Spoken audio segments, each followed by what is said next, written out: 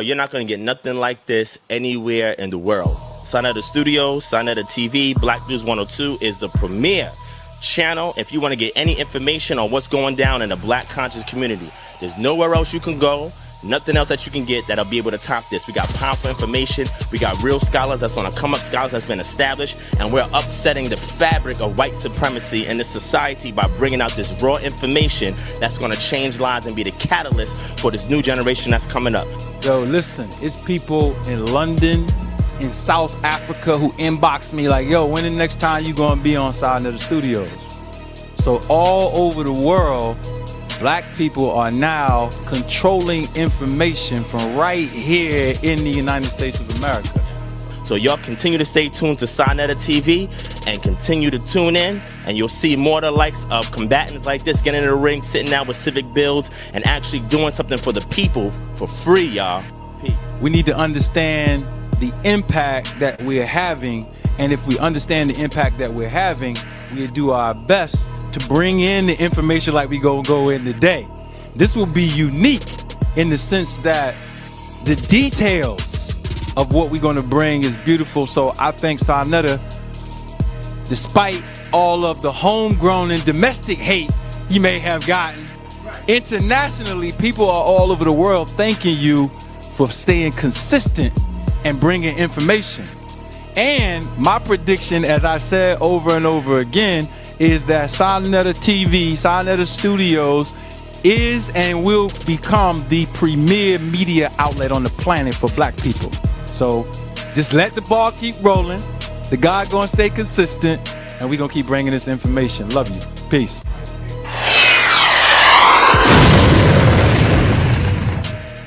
Shout out to sa.neter Studio, right? Because you don't get stuff like this nowhere. This is changing. This is changing entertainment. It's changing education. This is epic. Y'all better receive sa.neter Studio. When you ready for the latest breakdowns, latest news, latest presentations, there's only one place to go, and that is sa.neter Studios. Black man, wake up. Black woman, wake up. sa.neter Studio, the greatest media on the planet. We right back at you. Thank you for having me. House of Consciousness, I love you. Peace. Check out the channel, sa.neter Studios. The brother's gonna be bringing a lot of lectures through. You get your live lectures. You're gonna get some on-point documentaries and things of that nature. So make sure that you subscribe, spread the word, let your peoples know sa.neter Studio is the new channel. All right, peace. Tune in. Knowledge is far more important than money, because with the knowledge you can get money. I'd rather you give me the knowledge to get money than just give me money. Right. And that's what sa.neter do. He provides a platform for people to get money. And that's what people don't understand about sa.neter, right? He has created this global network, right? That goes around the world that allows us, think about this, right? To intellectually correspond with each other and start that nigga shit. We use different vocabulary. You wanna cuss, you cuss. Some people don't cuss. I did the whole lecture yesterday and didn't cuss one bit. They didn't understand a good thing, you know what I'm saying, when it's right in front of their face. So instead of knocking the platform, right, you should try to develop another platform with the brother based off the things that you like to see.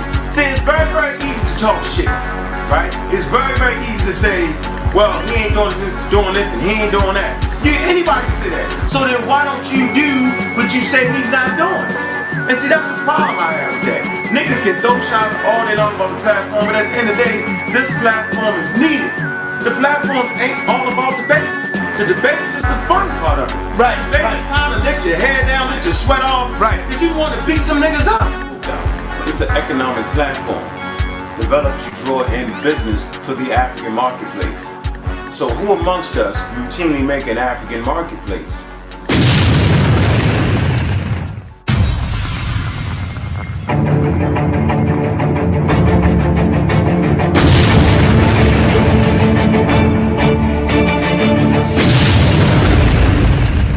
Okay, now move the come back a little bit. All right, there you go. There you go. All right, let's get this in. What you got right here is Saint Nick. Okay? All right, that's a pope. And y'all know what he later on transitioned to. Look at the bag in his hand, right? But what's important, I want you to look at the devil they got right here. Okay? It's a black devil holding a chain. And this particular devil is supposed to deal with children who are naughty, who are bad. And this devil will be unchained to deal with the children. But he's black. It's a black devil right there. This is European icons, European development, European ideas and concepts here. Okay? Let's watch this transition, right? Here you go again, Saint Nick riding a horse. Now you see the devil is replaced by a Moor. Very fucking interesting, right? That now you see what the white man thought of the Moors. They replaced the black devil in chains with a Moor. Okay? Saint Nick and the Moor. Here you go again. You got Saint Nick. Now you see the beard, and you see the Moor beside giving gifts to children. See, all day long, y'all teach y'all children this crap and don't know where it's coming from. A picture's worth 1,000 words. Here you go. Now they replaced the Moor with white people in blackface. There you go, Saint Nick, right? You know, they European nations celebrate this holiday right now to this day with Saint Nick the Pope running around with the white people in blackface. They're mocking you. And it all extended from the black devil to the Moor to the white people. They played you crazy. So this is the mindset that they have about you. They're very, very disrespectful. They don't care about the fact you think you're Moor. Okay? They don't care about none of that. They mock you. And then you practice Christmas and you're seeing where it's coming from. The mocking of black people is what Christmas really boils down to in certain parts of Europe. You go again. Santa Claus, Saint Nick, and look at the black dot right there.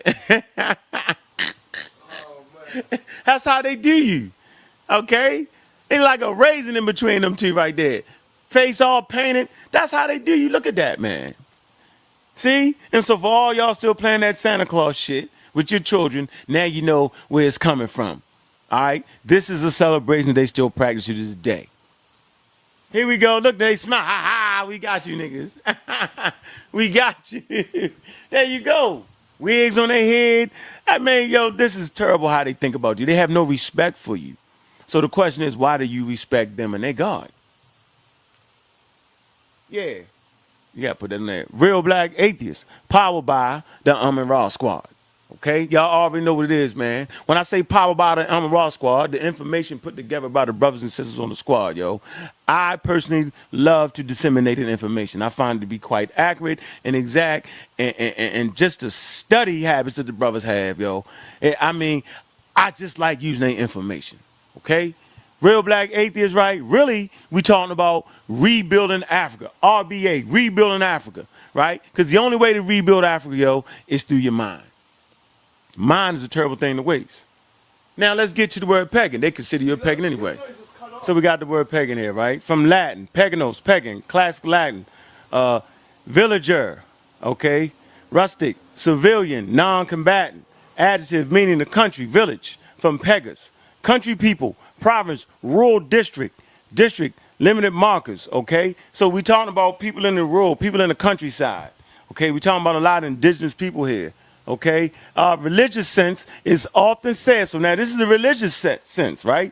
And this is how the white people treat you. Watch this. From a religious sense now, it says religious sense is often said to derive from conservative rural adherence to the old gods after the, I don't know what that is, after the Roman towns and cities, but the word in this sense predates that period in Christian history, okay, and is derived from the use of paganos Roman military jargon, from civilian, okay, incompetent soldier, okay.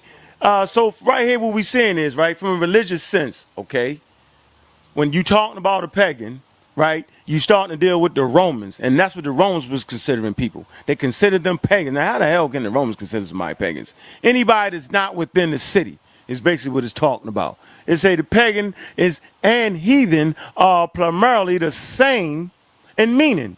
But pagan is sometimes distinctly those nations that, although worshiping false gods, see how they put that in there? They put the false god on you, right? Although those worshiping false gods, let me get this right here. worshiping false gods, and more cultivated as the Greeks and the Roman heathens, right, to civilized idolaters, idolaters, as the tribes of Africa. I'm gonna read this again real slow. It say pagans and heathens are primarily the same in meaning, but pagan is sometimes distinctly those nations that, watch this, although worshiping false gods, are more cultivated as the Greeks and the Roman heathen to uncivilized idolaters as the tribes of Africa. Is that not what these Hebrews say? Yep. These Hebrews are falling right in line with these Europeans and saying that.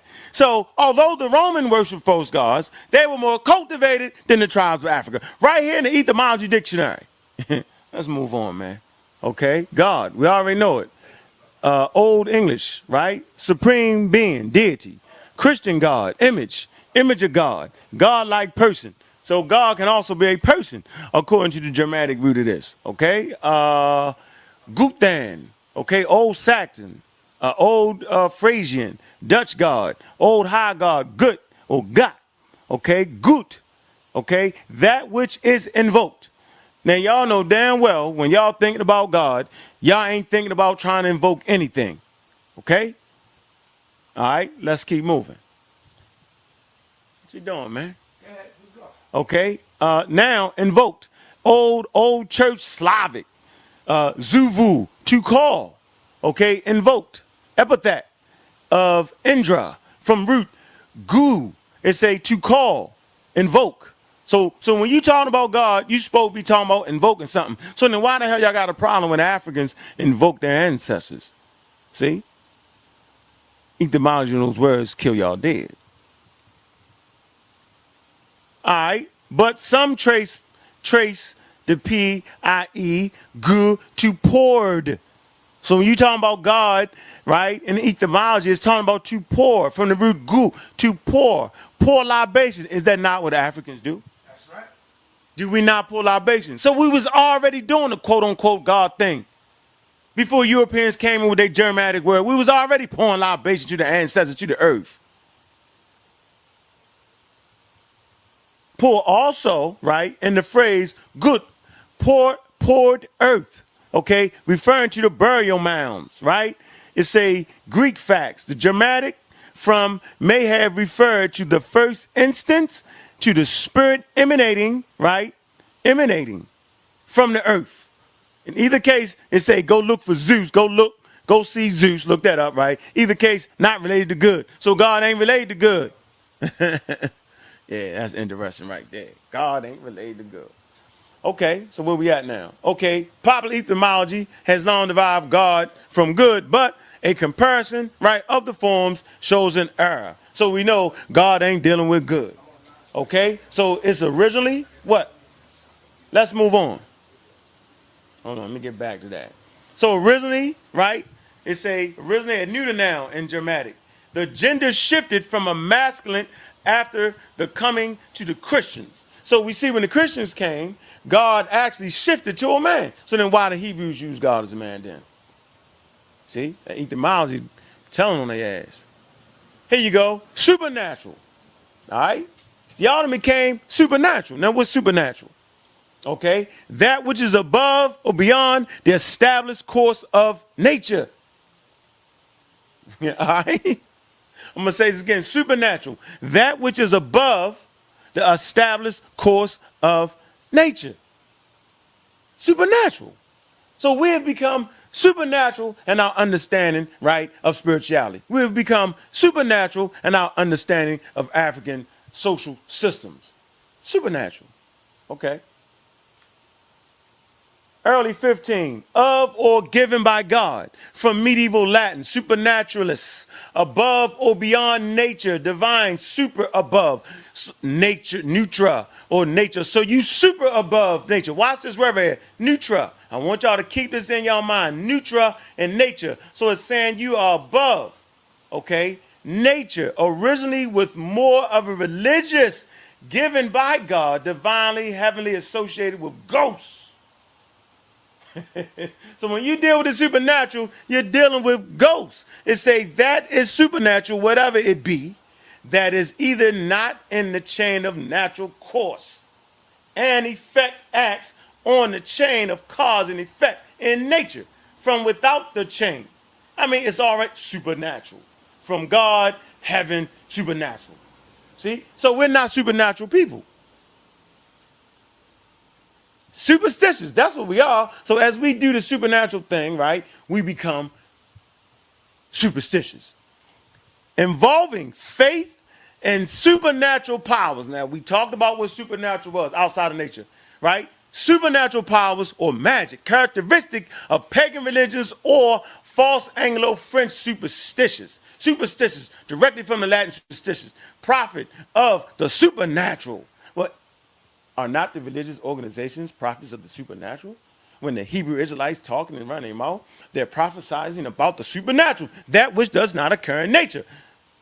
Superstition, false religious belief, irrational faith, and supernatural powers. But is that not the whole Christianity? Is that not the whole Islam, right? It's false religious belief. It's an irrational faith and supernatural powers.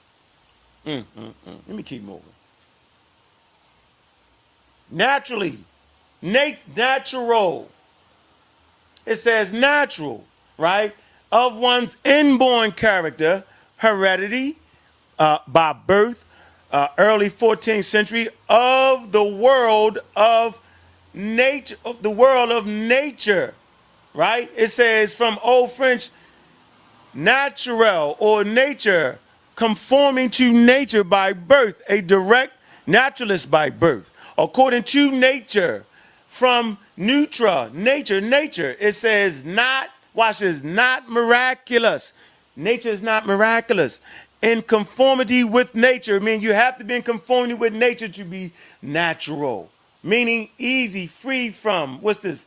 Affectation of things. Not artificially created. Religions are artificially created by people. They're not natural. You say, as euphemism for illegitimate bastard, right? First recorded on notion of blood kinship. Natural science, right, is from the natural law, is from the early 15th natural order. Apparent order in natural childbirth. First attested natural life, usually reference, right, to the duration of life. Natural history, to die, and natural causes in life, right? Students of plants and animals from the French naturalists, natural, okay? Who studies nature naturally? So naturalists, natural, we're natural people. We're children of nature. Now watch this how we tie this in. Again, nature. So you got natural, right? Now we deal with nature, right? Restorative powers of the body, bodily paralysis, power of growth from the Old English, being principles of life, character, essence, okay, from the Latin nutra, keep that in mind, that word in mind, nutra, course of things, natural character, quality, the universe, literally birth, right, from natos, born, past participle, nasik, it's a to be born from, give birth, begot, from the late creation, the universe. So when you're talking about nature, you're talking about the universe. Nature, universe, also heredity, birth, circumstance, essential, disposition as a human nature, nature personified, mother nature, right? We're people of nature, mother nature. Then we see with the game change here. Here you go, Wallace E. Birds. Remember we was there with Wallace E. Birds, right? Bird. Yeah, they told me to say his name right. Birch. Yeah, right. Why would I say the cracker name right? They never say our names right. Right. Right. You know what I'm saying? Like they just chop our names up. Wallace E. Birch. Here you go. Egyptian book of coming forth by day and by night. He calls the Egyptian book of the dead. Right? The reason they give it that name, because some Arabs found it in the tombs, right? And they say, but where'd you get that from? Well, we got the book out of these dead tombs. We'll just call it the book of the dead. All right? The word nature and its meaning. This is in the forward, right, of Wallace E. Burge's work. I'm going to read the highlighted part. Okay? It says this word, no, I'm going to come right here. It say, to the great and supreme power which made the earth, the heavens, the sea, the sky, the men, women, and creeping things, all that is and all that it shall be. The Egyptians gave the name Netta.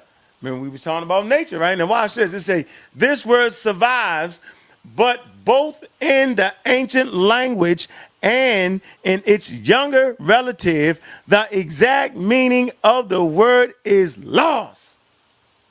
So if the exact meaning of the word is lost, how in the hell can they translate it as God? And then tell everybody, hey, the Egyptians was talking about God. So Brother Divine is wrong. Divine Prospect is wrong when he did a whole presentation on how the Egyptians worship God. The Egyptians didn't worship God, Divine Prospect. They didn't worship God because the nigga translated it wrong. And he tells you in his own word that he does not know what it means. So if he don't know what it means, how in the hell can he say it was God? They don't know. The word is so old, they don't know. So you're wrong. That's a checkmate for you, Divine. I mean, he did a whole hour and a half presentation on that shit. He didn't come to this, though. So you got to actually read the books, bruh. So it's talking about renovation, divine, holy, set apart, holy, sacred, you know what I'm saying? Power, force, strong, mighty, protect. That's what it's really talking about. But they still don't really know that because they don't got it. You got to come to the Raw Squad, yo, to get the real translation there, bruh. Calm yourself down. Here you go. We're going to finish. So old. Let me go back here real quick. It says, his own opinion is that the significance ever existed is a derived and not an original meaning. So he's saying this derived, a derived and not an original meaning when they start to talk about God. And he believes that the word is so old that its first essence is unknown to us. It's not known to us, Divine. Stop acting like it's known to us. So they're speculating on the word meaning God. Okay? So they go on to say that active power which produces and creates things in regular occurrence, which bestows new life upon, back to them their useful vigor. And he adds that imminent conception of the word completely, that's cut off original meaning in the Greek, Latin, neutra. Remember that word neutra? That's where they get the word nature from. So really, the Nile Valley Africans were really talking about nature and the restorative powers in nature, not God. But besides, by side with neter, whosoever it may mean, it has mentioned in texts of all ages, right, of the Neteru, which the Egyptians universally translated, right, by the word gods. Well, they don't know if that's God because they don't know the meaning. Anyway, it's talking about among these most included powers, right, and beings. Let me keep it moving. Now, right here, we got the reference for that, right? That's your reference for that, what I just read right there. So that's important for us to not to jump the gun, right? Brother Divine, you attack Brother Polite, you know what I'm saying? You attack the squad with that shit, right? Y'all said, y'all niggas don't believe in God. Y'all can't do that. The Egyptians didn't. No God in Egypt, brother. It's just nature. That which restores in regular occurrence. That ain't got shit to do with God. There you go. That's called checkmate, though. I like that checkmate shit, man. Yeah, y'all superstitious. See what I'm saying? That's what y'all really dealing with. Ghosts and goblins and skeletons and bones. That's what y'all do. Because y'all superstitious. Y'all unnatural. Okay? Ghosts. Remember we talked about superstition? Yeah, they worship the ghosts. That's what it is. That's what y'all really thinking it look. Ooh. See, that's what y'all really think. It's the ghosts. Y'all, etheric beings. You hear people saying that. Well, there you go. There your etheric beings. See if they're going to pay your rent this month. Man, come on with that. Goblins, devils, and warlocks. Superstitious, man. What does Sammy... No. What's his name, man? Not Sammy, but, man, what's his name, man? He sung the song Superstition. When you believe in things that you don't understand, superstition is on the way. Stevie Wonder, ain't that what he said? When you believe in things that you don't understand, superstitions is on the way. Because y'all ain't understanding that right there, man. That's what it is. The devil. The white man is the devil. The devil. Look, there you go. The devil. See, that's what y'all really believe in. The guy with the pitchfork, right? God and hell to let you in. So when you say the white man is the devil, you're giving him mythological status. I understand what Elijah and them was talking about. Now in 2014, 15. White man is worse than the devil. White man is real. He's exacting real punishment on you. Not mythological punishment, but real punishment, real disorder, real disorganization, real hate, real murder. Pushing homosexuality on you. That's more than the devil ever could do. So we live in an area of the world where black people are conquered by religion. So when you say the white man is the devil, they automatically fear the white man. So when I was on that street corner, I said to Zara, show me in the Bible where God kills the devil. God never kills the devil. Okay? Y'all see that tape where he's stumbling and stammering, he stopped, he tried to make the white man the devil, but God never kills the devil. That's powerful right there. Right? So why elevate him to that status when he bleeds just like we do? They die just like we do. Stop doing it. All right? Get back on that presentation, yo. Yeah, y'all scared of the devil because y'all don't want to go to the lake of fire. They don't want to go to the lake of fire, right? They live in fear. That's why y'all believe in God, right? Because if you don't believe in God, you're going to the lake of fire. And don't no black person want to go to the lake of fire. That's the only reason why y'all self-hate Negroes, right? Pray to God because you don't want to go there. That's the place where the white man say you're going to go if you don't believe in their God. See these people? That's y'all right there. Burning in the lake of fire. Huh? Those are Hebrews down there? That's the Hebrew, that's everybody. Everybody that practices that religion. If you don't do it right, you're going to go to jail. You know what? You're going to go to purgatory forever hell. You know what's funny? Hold up. Do you actually think people really believe that that's where you're going to go? Well, if you believe in God, you got to believe in that. Wow. Think about it. You believe in God. Say you don't believe in God. Then what's your punishment? I know, but what's your punishment according to them? You have to have a punishment for not believing the way the white man is spoken. For not believing the way the Asiatic is spoken. What is the punishment for Brother Ankh if I don't adhere to your ideas and concepts? If I'm not a Muslim, what is my punishment if I don't believe? They got a place for you. It's called the lake of fire. Okay? And so at the end of the day, man, stop walking through this world in fear, man. Right? Let's keep it moving. That's where y'all want to go. Y'all want to go to heaven. Right? And y'all want to sit on the left hand of this and the right hand of that. That's Jesus Christ. Well, let me ask you a question. Are you really teaching like you talking to Christians? Because Hebrews, or at least I can speak for ISUPK when I say ISUPK don't believe that. They say he's black, right?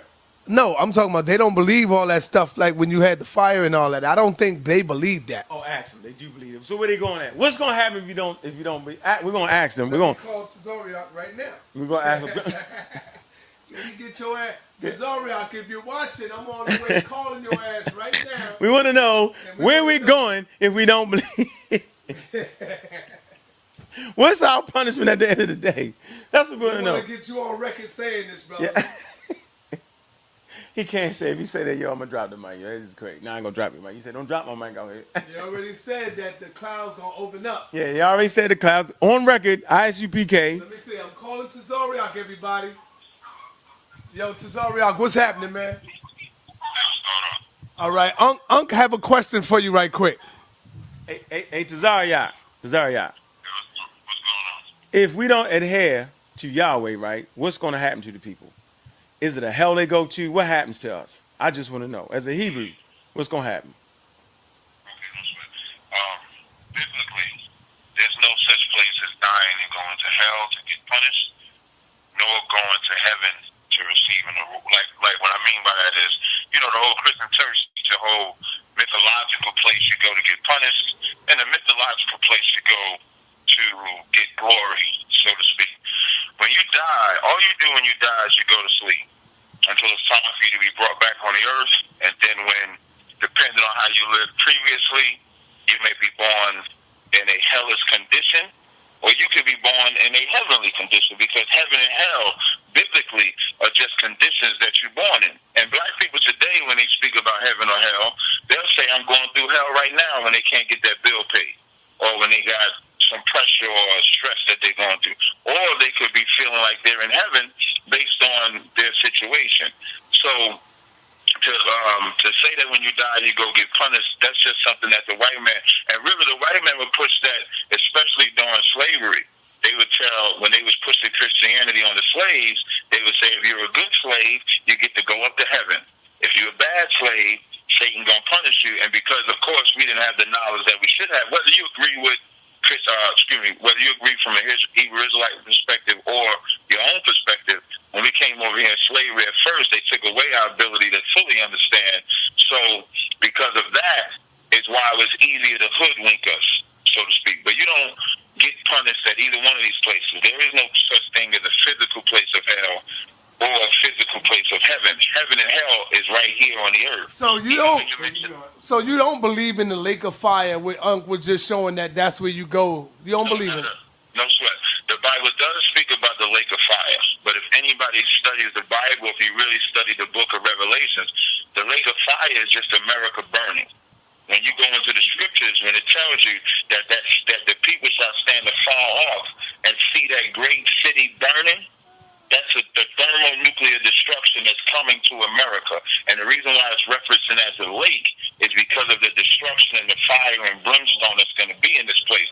And the people that die in America are those will be the ones that are serving the so-called white man, because that's why the scriptures say that place is reserved for the so-called white man and his false prophets and those that refuse to serve the Most High. So all right. The fire. Yes. All right, brother. That's all. That's all I wanted to say. Is that it? Yeah, that's it. All right, brother. That breakdown he did on St. Nicholas, that's a white man's breakdown. Because if you know anything about the real St. Nicholas, that was a brother originally. And of course, in the Renaissance era, then they came with, St. Nicholas is white.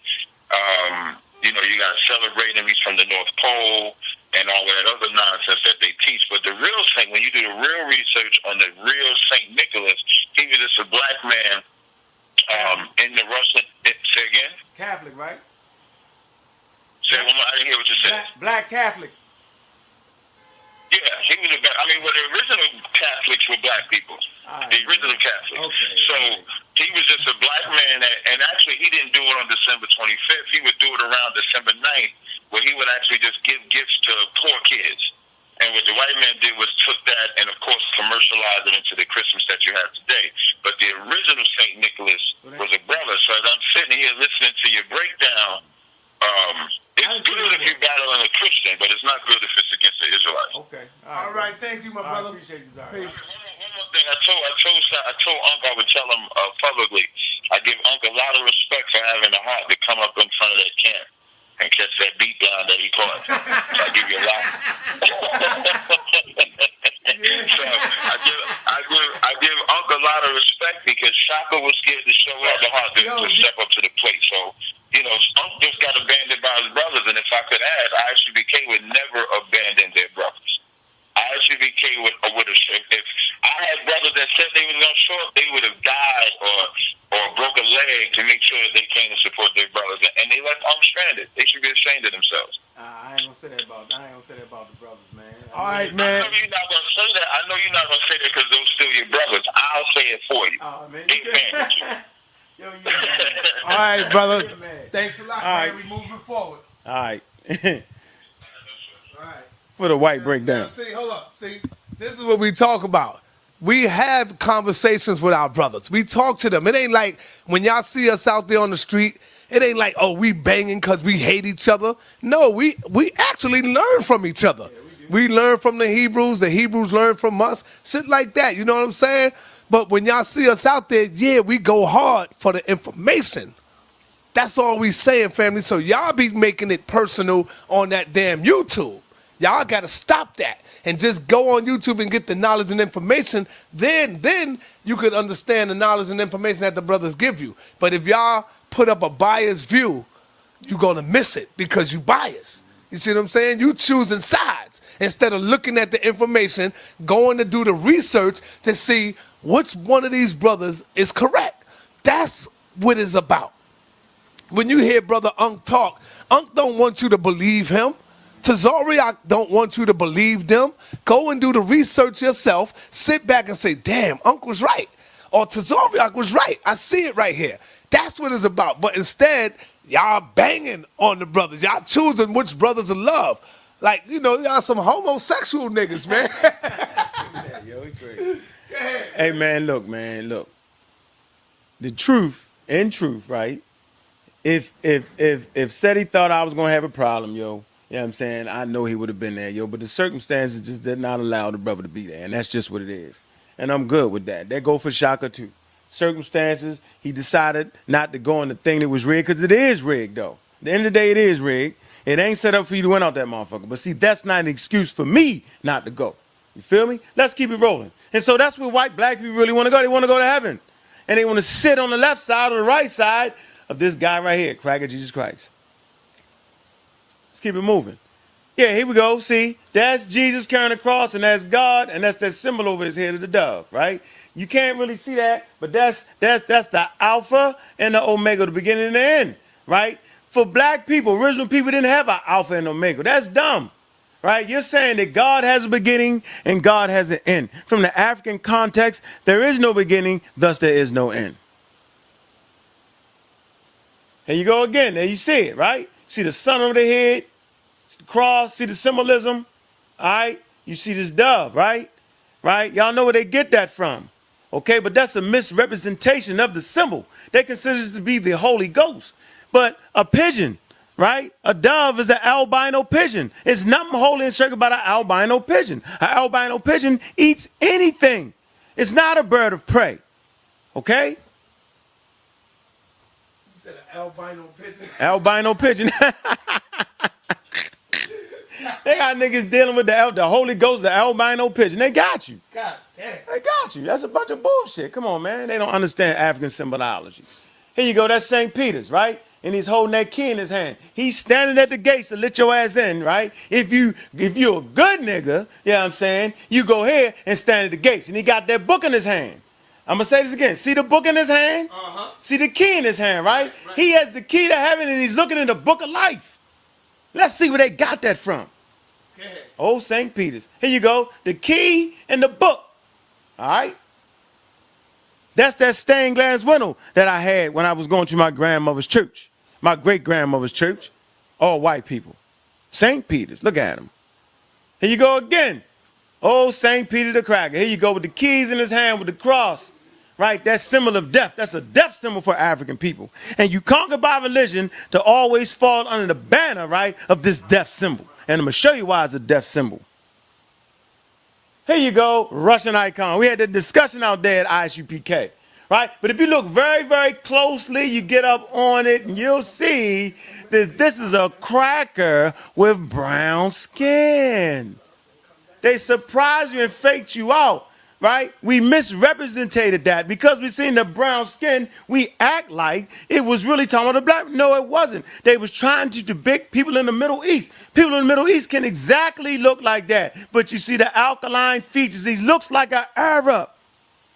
And you see the symbolic sun. That's how we know that the whole Jesus Christ story is really talking about the sun, the literal sun in the area. This is an anthropomorphized figure. Here you go again. Cracker Jesus Christ, right? Russian icon. They didn't even know out there in ISUPK. This is a Russian icon. This is how the Orthodox Church was painting the icons. Okay? They was trying to, once again, trying to depict what the people in the Middle East look like. This is not, you see that though, right, Sara? You can clearly see that's a white boy though. Hell yeah. With brown skin. Yeah. Right. See, we've been getting away with this shit for years, yo. Now I done brought that shit out. They go the sun again, symbolic, see? They're saying that this is the son of God, right? But they're talking about the S-U-N. They faking you with the S-O-N, but they really talking about the S-O-N. It's called an anthropomorphize. When you take an inanimate object, a sun, and you bring him down in human form. Here you go again, white boy. And he throwing up a sign. See? Peace. Masonic sign, though. He's throwing up the peace sign. Peace to the niggas that believe in me. See? They got y'all niggas crazy. Here you go. That's that bird again, but now you see the hawk. Okay, the bird of prey. That's that book. Remember that book I talked about?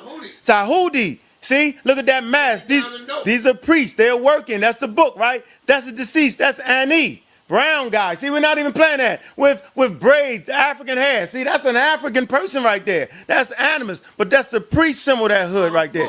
And Pooh. He also has the key, right? That's Mayat with the feather of truth. He's being weighed. That's the devil, quote unquote. Not the devil, but that's devour. It will devour you when your heart get weighed. Absolutely. If it's heavy, right? That's your heart. That's the feather right there, right? That's Annie. And he's going away. This is the thing. This is in the Bible. Look, they say Jesus is the way. Watch this. Jesus is the way, the truth, the light. No one gets, right? Watch this. No one gets to God but through Christ. See, they got that. This is thousands of years. It predates that particular portion in the Bible. Look at the key in this, and he has the key. The book, the key. And look, then you got, quote unquote, the nature, the force of nature, right, sitting on the throne. This particular one does not show the black woman sitting behind him. All right. But if you look at it, Google the picture, you'll see that you got two black women sitting behind that. But you see where we got this from now. The great judgment scene. This is the court. That's right. And that judging. The priest. See, that's what I got. Cause this you say, boy, you got to cut it short. I was like, oh no, God, they don't do me like that. Man, they cut that mask off. I went through the masses. You know, that's the shit people be running from. That's that juju. Right here. I don't know. No, man. Polite was saying something about. He said you got to press something on there. Press what? Something on there to make it smaller. But go ahead.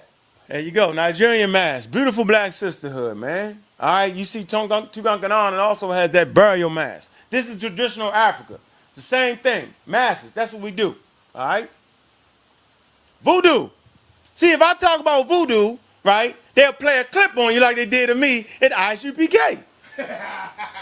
Oh, he's a pagan, he's a devil worshiper. If I say voodoo, talking to people, they'll do me like voodoo. Okay? According to this, voodoo is a religious witchcraft of Haiti. They're calling it witchcraft. Okay? They're not asking us what it is. They automatically call it witchcraft. Ultimately of African origin. Well, I want that then, if it's of African origin. I want to talk about that. I want to deal with that. All right? Let me make my mind up. Etymology dictionary. It say of the fawn. Say from West African languages. From voodoo, spirit, demon, deity. Voodoo. Supposedly the name of a deity. So this is a deity from the Dahomey language. Voodoo. Compare voodoo with fetish, right? Connected, worshiping Dahomey. Said to be from to be afraid or voo, harmful, right? But you got to ask us for these definitions. We understand that voodoo is simply representing the creative forces in nature and how you manipulate that for your food, clothing, and shelter. I'm going to say it again. Voodoo to the African mind perceives it as vital force that permeates all through the cosmos. That which gives you the ability to secure for yourself food, clothing, and shelter and protection. That is your voodoo. You're rolling right now. You got to put, now see? Man, I need all that. Okay. I ain't gonna bring it. See if I get it. You need all that?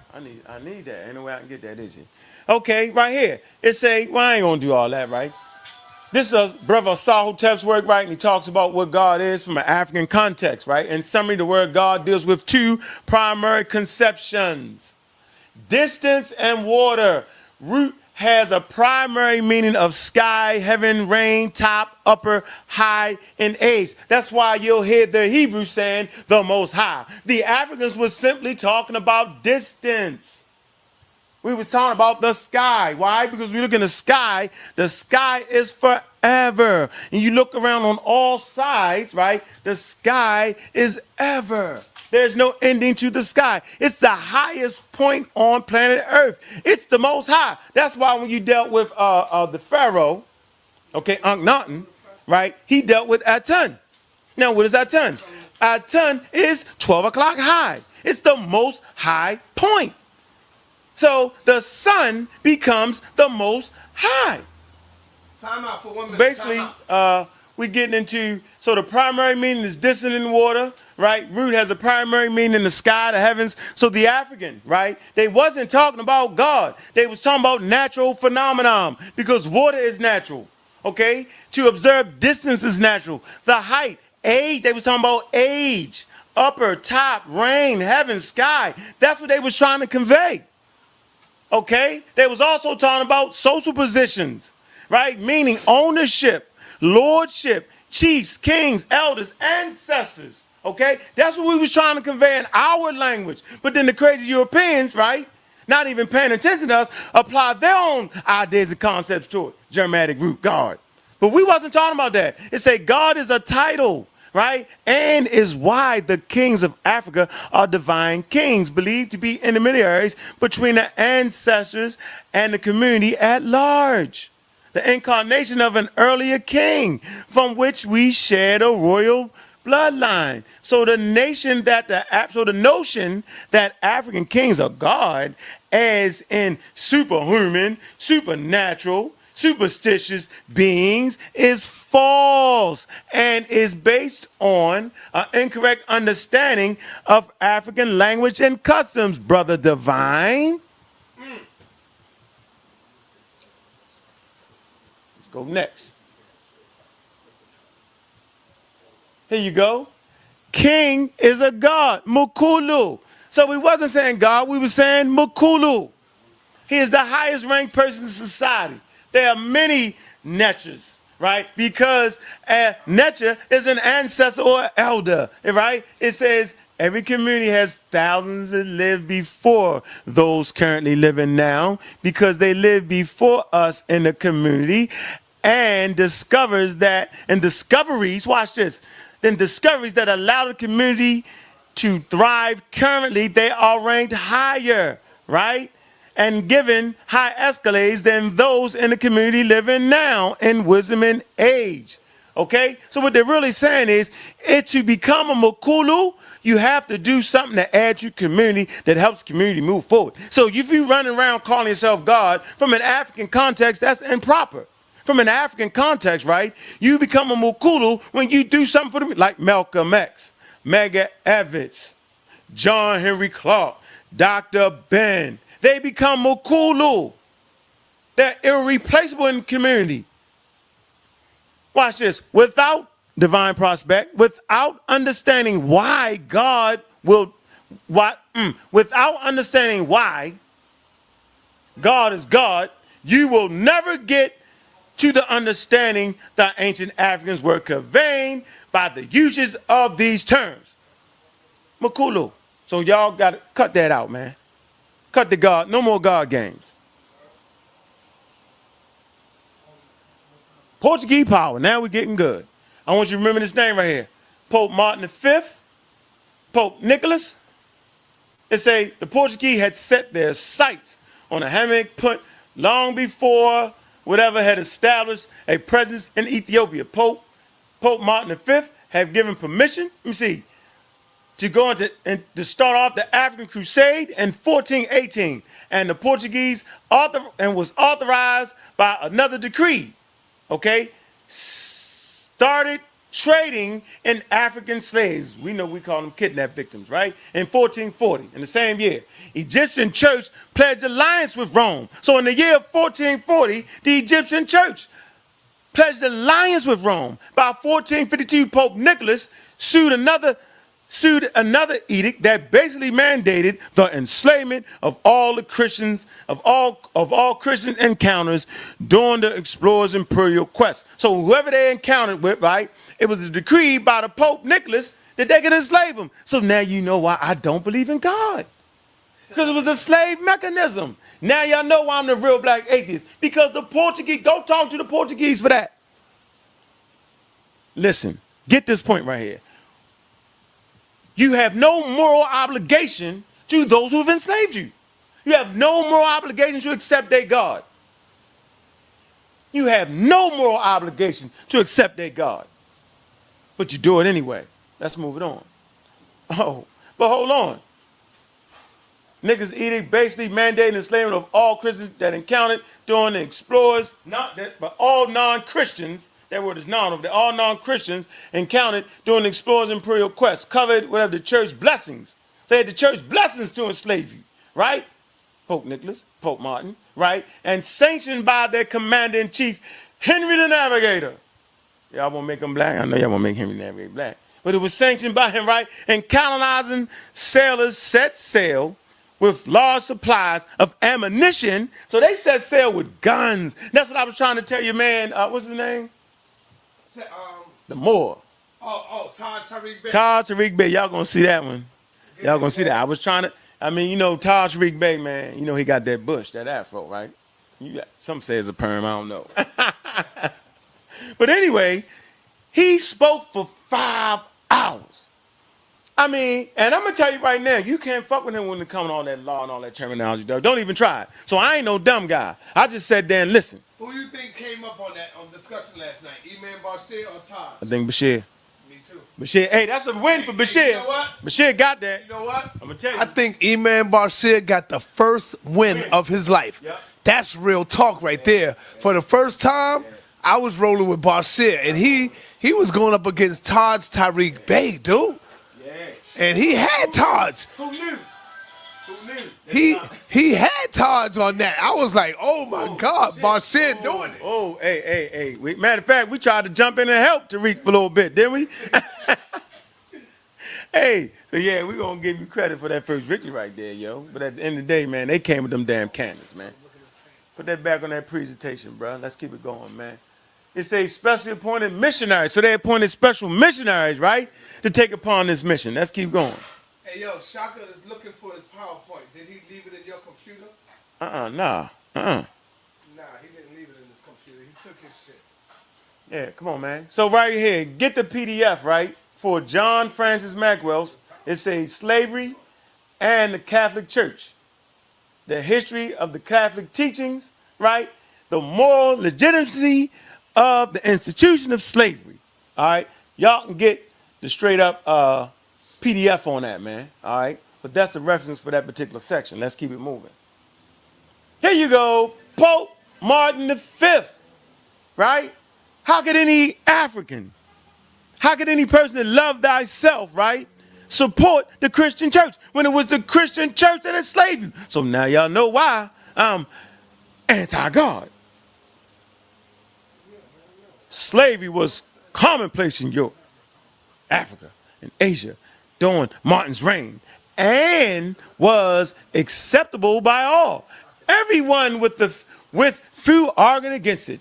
During the 15th century, sentiment in Europe was increasingly, I don't know what that word is, I can't see it. It says the enslavement of Christians and the church denounced such practices. But this did not extend to, I don't know what that word is, I don't know. Let's keep going. According to Barton Martin authorized, according to Bruton, this is a reference, right? Martin authorized a crusade against Africa in 1418, and this coupled with a late sanction the Portuguese trade in African slaves. In March 1425, a bull was issued. Yeah, see, so they decreed a papist bull that it's okay to enslave all non-Christians. And if your nation wasn't ruled by a Christian monarch, you could be enslaved. See? So why would I follow that? That's what I do not understand, Sara. I do not understand that. I do not get why people fear that. Go ahead, man. You trying to say that it is? Here you go. You got examination of the Christian slave dealers, right? And orders, Jews. Let me keep going. Oh, well, right here, this is the funny part. What went on right here, they was basically buying Christians, slaves, right? But they said in June 1425, Martin, right, he anathemized those who sold Christian slaves to traffic in Christian slaves. The trafficking of Christian slaves was not banned, purely the sale of non-Christian owners. So, right, if you was a Christian owner, it was okay. All right? But if you wasn't a Christian slave owner, it wasn't okay. All right, that's the references right there. All right? Y'all can go back and watch that. Here you go, Pope Nicholas. There you go. That old crooked nose. Zorian said he was black. Who, Pope Nicholas? Oh, that's Pope, yeah. That's Nicholas. No, he said Saint Nicholas. Saint, yeah, okay. So if they was black, they still wrong. Right. They still out of order. That's the point we're trying to make. Your skin don't save you. Let's get this straight, right? Your skin don't save you if you black when we using our mind and thinking. That's the same point Polite made. Yep. In Shaka. They said, Yep. all right, King James was black. Uh-huh. We still was in goddamn slavery with King James. All day long. You see what I'm saying? All day long. So And even if King James was black, you still lose that. And then not to mention, we got into that discourse about King James. They admitted King James didn't write it. Then it was the translators. Then they tried to trick niggas, go from Russian icons, right, to paintings that's nowhere near Russia. See, y'all can't do that, man. All right? Let me keep moving. Just wanted them to see who helped enslave, who wrote down documents. That's why I can't be a Christian. Doom Diverse is a papyrus bull issued on 1452 by Pope Nicholas, authorized Afonso V of Portugal to, I don't know what that is, to enslave, I guess, Saracens, right, and pagans, and, right, co-sign them to perpetual servitude. Pope Callistus III reiterated the bull in 1456 with the interior criteria, okay? Don't confuse with Alexander VI, renewed by Pope Sextus IV in 14, I don't know, but I can't see that, right? It's a Pope Leono the 10th, right? In 1514, right? With Prius Denotians. It's the concept of, right, the consignment of exclusive spheres of influence to certain nations, and that word is cut off, right, was extended to the Americas in 1493 by Pope Alexander. Let me explain this. Yo, they extended the borders, right, of lands that they were taking, right, to include Americas, all right? And I'm going to show you what they did and how they did that real fast. That's the notes from that. That's the references for that right there. See, we talking about the doctrine. So that's a primary source? That's a primary source right there. Okay. All right? Facsimile, as a matter of fact. All right? I mean, it's meaning you can actually look that document up and see it. If it's in Latin, so if you can read it in Latin, you can get the actual thing that they wrote. It say the Papyrus Bull, interior, criteria, issued by Alexander VI on May 4th of 1493. Played a pivotal role in the Spanish conquest of the New World. Documents supported Spain, okay, say the previous year. It established the demarcation line 100 leagues west of Azor, right, Virgin Islands, and assigned Spain, I don't know what that is, the rights, I guess, to acquire territory possession. Hold on, first of all, they the most arrogant motherfuckers in the world, sir. Yep. How in the hell can they use a Catholic Pope to decree, to draw a line down the damn world and say that's mine and that's yours? Because remember, Portugal and Spain was fighting each other, so the Pope had to come in. He said, okay, I'm going to give you this, I'm going to give you that, I'm going to give you this, I'm going to give you that. That's how they did that thing. You see, y'all think I'm going to let the Muslims off the track, though. I'm not. I got them, too. The bull stated that any land not inhabited by Christians was available to be discovered. How in the hell can something be available to be discovered? Please explain that to me. See, that's why, what's his name with the Moor hat? That's why Taz is crazy as hell with that, man. Taz, man, dude, they had the paperwork and the cannons. That's why I told the brother Taz that at the end of the day, dog, if you don't got the proper military and army, right, the paperwork don't mean shit. That's right. That's the part he can't get around. Now, you might can't debate him on all these laws. You literally had to go to fucking law school somewhere, 18th century style, because that shit ain't up to date, right, to even deal with him. So you just sit back and just say, but bruh, if you don't have the guns, the ammunition, the ships, the bullets, the manpower, the ability to feed this army, it don't matter what kind of paperwork you got. They don't have to listen to it. That's why we don't fuck with white people, right? Because they speak with the forked tongue. They don't tell the truth. They manipulate. And even when you beat them in battle, they'll write a document up that say, We beat you. This is in history. So we're not listening to that paperwork. Because this is the paperwork they got. See? How is that official? See, I want to know, how is it official? Because they make it official. That's why it's official. They don't ask nobody else. They don't ask somebody else's nation of that. Let me keep moving. Claimed and exploited by Christians. So this land can be claimed and exploited by Christians to rule.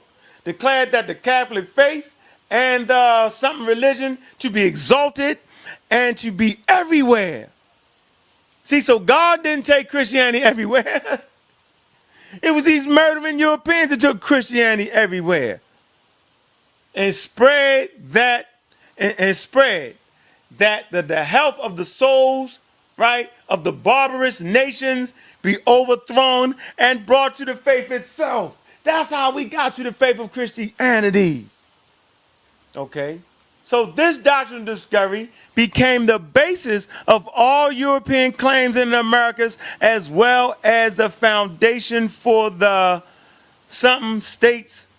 United States Western expansion. In the U.S. Supreme Court in 1823 case, Johnson versus I don't know what that is. It's a Justice John Marshall opinion, right, in unanimous decision, held that the principles of the discovery European nations an absolute right to the new lands. So in 1823, they said they had an absolute right to these new lands. In essence, the American Indians, I think that might be, had the right to occupy, which could be abolished. So they abolished the rights, right, of these Native Americans to hold the land.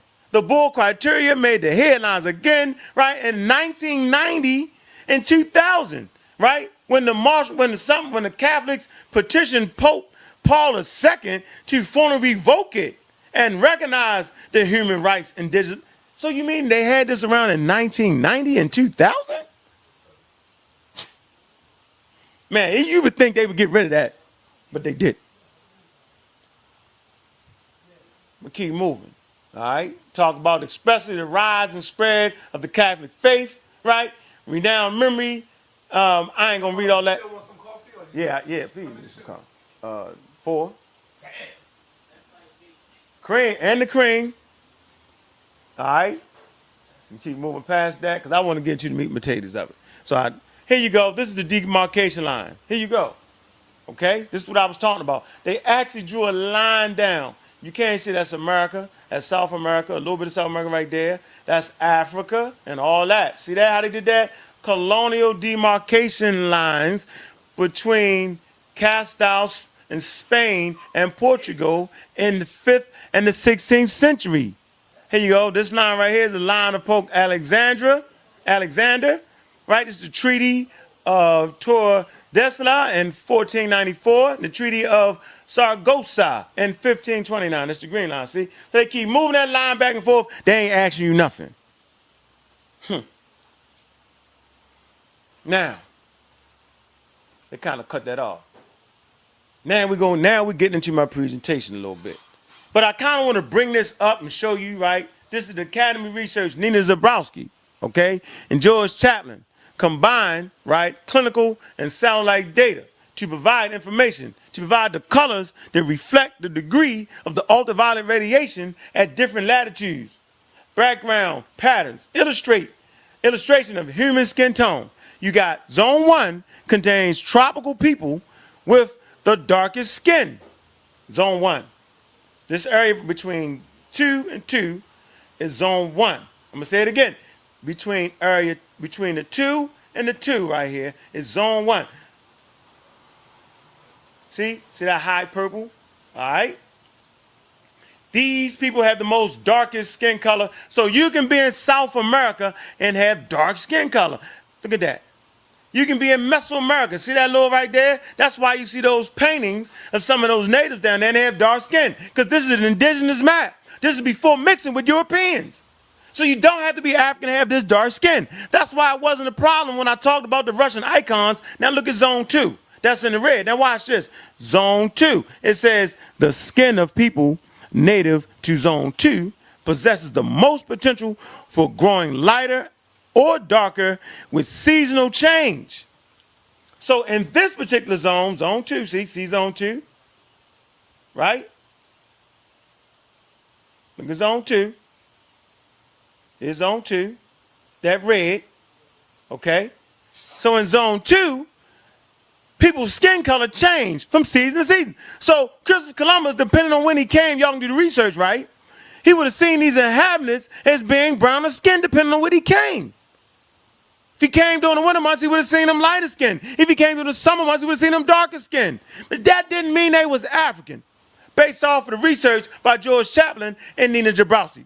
Skin map. So when you see Russian icons, right, people in this area are brown skin. Look, in Africa, sub-Saharan, they're brown. Up in Egypt, they're brown. See, brown. Okay. See that? They're brown skin. Palestine, all that brown. So there's no white people in this area, naturally. They're all brown people. Cross India, brown. Parts of China, they're brown skin. Dark skin with the purple, brown skin with the red. See, even in Africa, Southern Africa, where the UVAs aren't hitting as hard, they're brown skin. Now, you go to zone 3. Zone 3 natives have paler skin to make up for lower levels of sunlight. Here you go, zone 3. See? That's zone 3. Look at that pale skin. You do not find pale skinned people here. Pale skinned people aren't indigenous to these areas. So we see zone 3. Now we get it.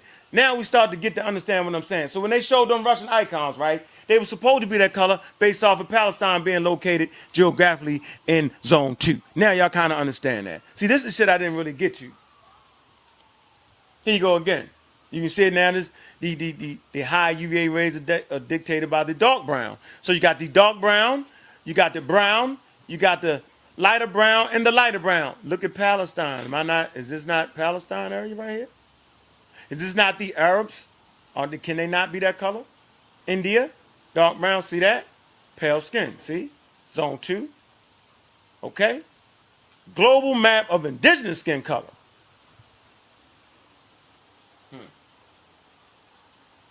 Oh, damn, that's good. Okay, let's keep it moving. There you go again. I want y'all to get this skin map down. It says skin color map indigenous. Twin role played by skin protection. I ain't going to read all that because we went through that again, right? But I just want y'all to get a good, thorough look and understanding what we're looking at. So when we tell the Hebrews, yes, you can be brown skin, that does not make you black or African. I mean, this is science. Hold on, say that one more time. When we try, Camera in the eye and say that. when we tell the Hebrews, just because you have brown skin does not make you African. I mean, that's the point. We didn't have this scholarship, okay? We didn't have that. We did not have that scholarship before now. Now the scholarship clearly showed brown skin does not make you African at all. So y'all got to take down them pictures of the Native Americans in America. Come on, look at them. They really... Nah, come on, y'all. Stop it. Yeah, they be happy to call them American. Yeah, y'all ain't no damn right. Native American. Yeah, happy Native Americans. Y'all mad-ass Africans, what y'all is.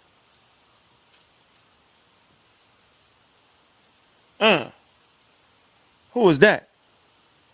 Who is that guy? We don't find out who that white boy is, man. That's a cracker, okay? Right? He loved the native population so much that he say, hey, we can't keep enslaving the Native American population. Let's enslave the Africans. Bartholomew. He's Bartholomew. Let's see. Spanish enslavement of the Africans, right? Bartholomew de la Casa in 1484 to 1566 recorded the effects of slavery on the native population and argued for an end to it and for the rights of the people. He acquired crown decision to replace natives with imported African slaves. Its counselors, I don't know what that is, I believe, the source of labor to develop Caribbean plantations. However, he later revoked again slavery as well. So now, so first he said, okay, he fought for the rights. This is why it's important. He fought for the rights, right? This particular Bartholomew, right? This priest, he actually fought for the rights of native people. He is considered to be the first, quote unquote, decreed priest of the Americas, okay? And he fought for the rights of Native Americans. And so he said, but you know what we can do? That might be a good idea to enslave them niggas. He did that. Catholic priest, once again. Put it back. Let's keep it rolling. All right. Now, Christian slavery and the Barbary. Now we're getting into the presentation, almost.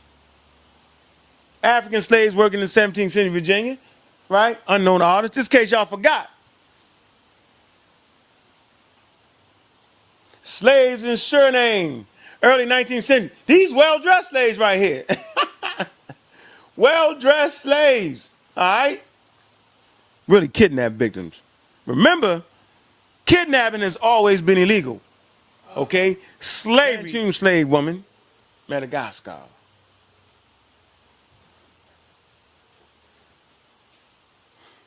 Yeah, here they go.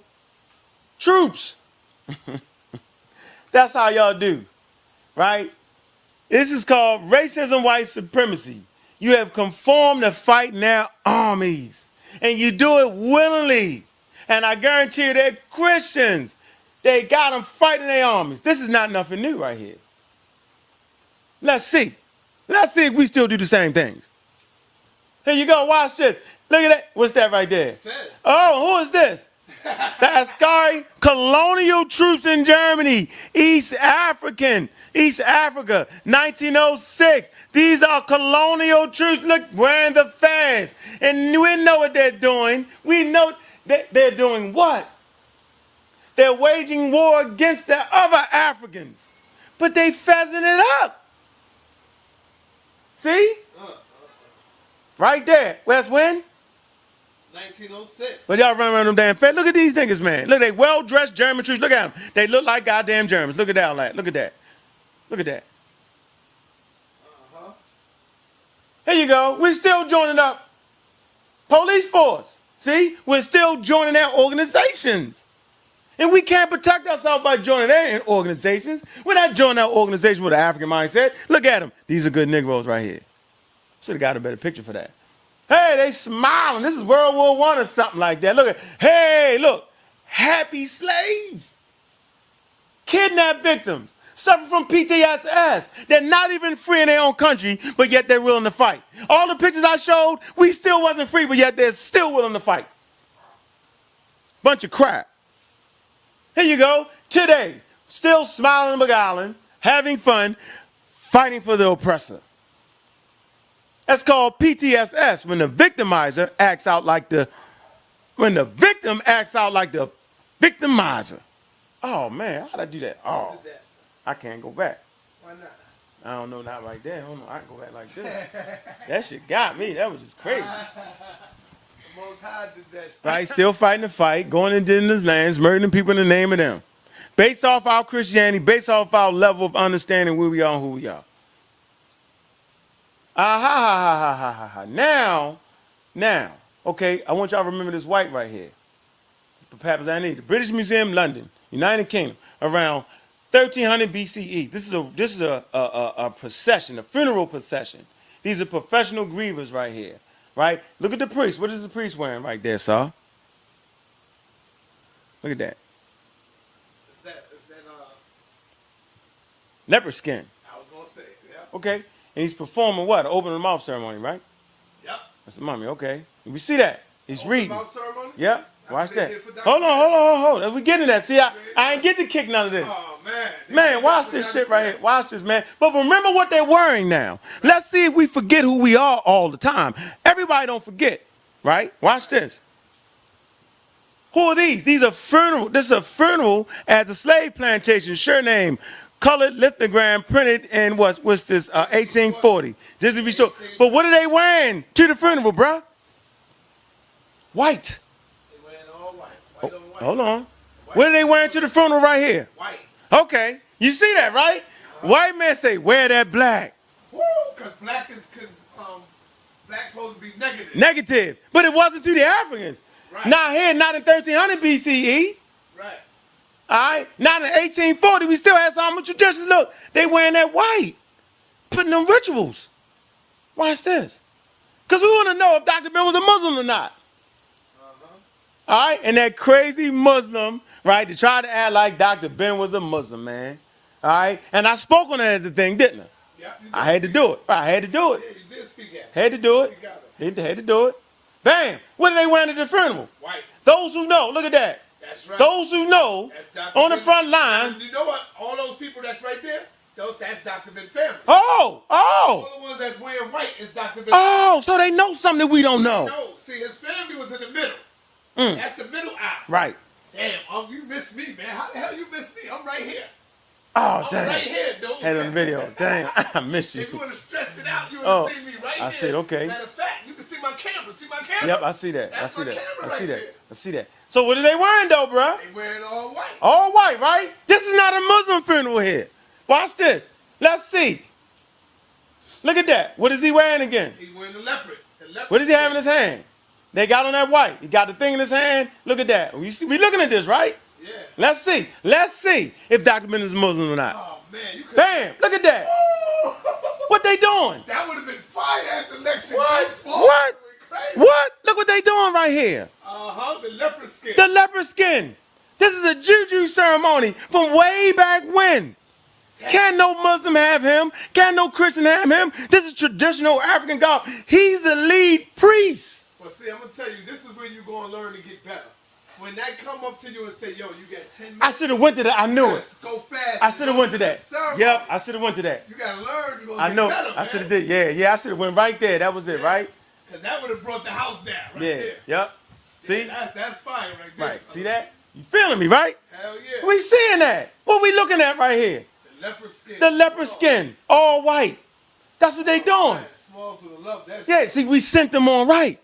Uh-huh. All right, let's get that straight. Let's get that established. Y'all get a chance to play this again. But that's what it is right there. Ain't no Muslim right there leading that ceremony right there. No Muslim leading that. Man, come on, man. Now, you know the Muslim that did say that, he came to speak at Dr. Ben's funeral. I know, they ain't know he said that extra shit, though. He ain't say that shit at the funeral. Hold on, watch that. Hold on. He ain't say that shit. Give me the camera. Hold on. Yeah. At the funeral, right, that Muslim that talked all that shit at the mosque, he came to the funeral and did the Islamic slide. Ha! He started sliding. Ha! He started sliding, right? Ha! He said, Dr. Ben don't belong to nobody. Yeah, come on. He belongs to no, but in the mosque, Dr. Ben is one of ours. Dr. Ben is a Muslim. Y'all they did a shahada. Get out of here with that crap. He went out with the juju on him, with the opening of the mouth ceremony, yo. Black African power to that. Right. But see, look, just because Dr. Ben took a shahada, Right. don't mean he was a damn Muslim. I took my damn shahada, but Right. I ain't know no better. I'm quite sure you probably did a shahada. Yeah, but did you? no, I ain't doing shahada, but I did to stand up in front of the church and get the thing. I did it when I knew better because I was trying to get a discount on But some let me tell you books. something. Go ahead. The reason why Dr. Ben did it, was because in order for him to get down That's right. that information out of their dungeons, To teach. he had to be a Muslim Right. to go down and get that shit coming up out of Mecca. Yeah, Dr. Ben said, whatever it takes, that's right. I'm going to get my people this information. You see? So when they tell a story, they don't know the whole story. You got to tell the whole story. They don't know how to tell the truth. Otherwise, Dr. Ben wasn't able to go in there. Right, and Get nothing. and he taught at See what I'm the saying? at the Council of Al-Khazar. Right. You had to be a Muslim to teach that, right? Exactly, bro.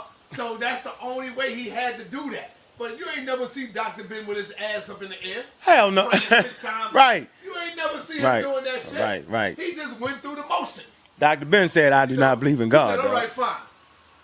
If you fucking black Arab niggas want me to be a Muslim to get this, all right, I'll take this. I take that because he understood that. That's But right. he knew better. I got to go in there and get this and bring it back out for my people. Right. That's all we saying. Yep, yep. So now we got the letter to the Ethiopian king from the prophet. Letter of the Prophet Muhammad to the niggas.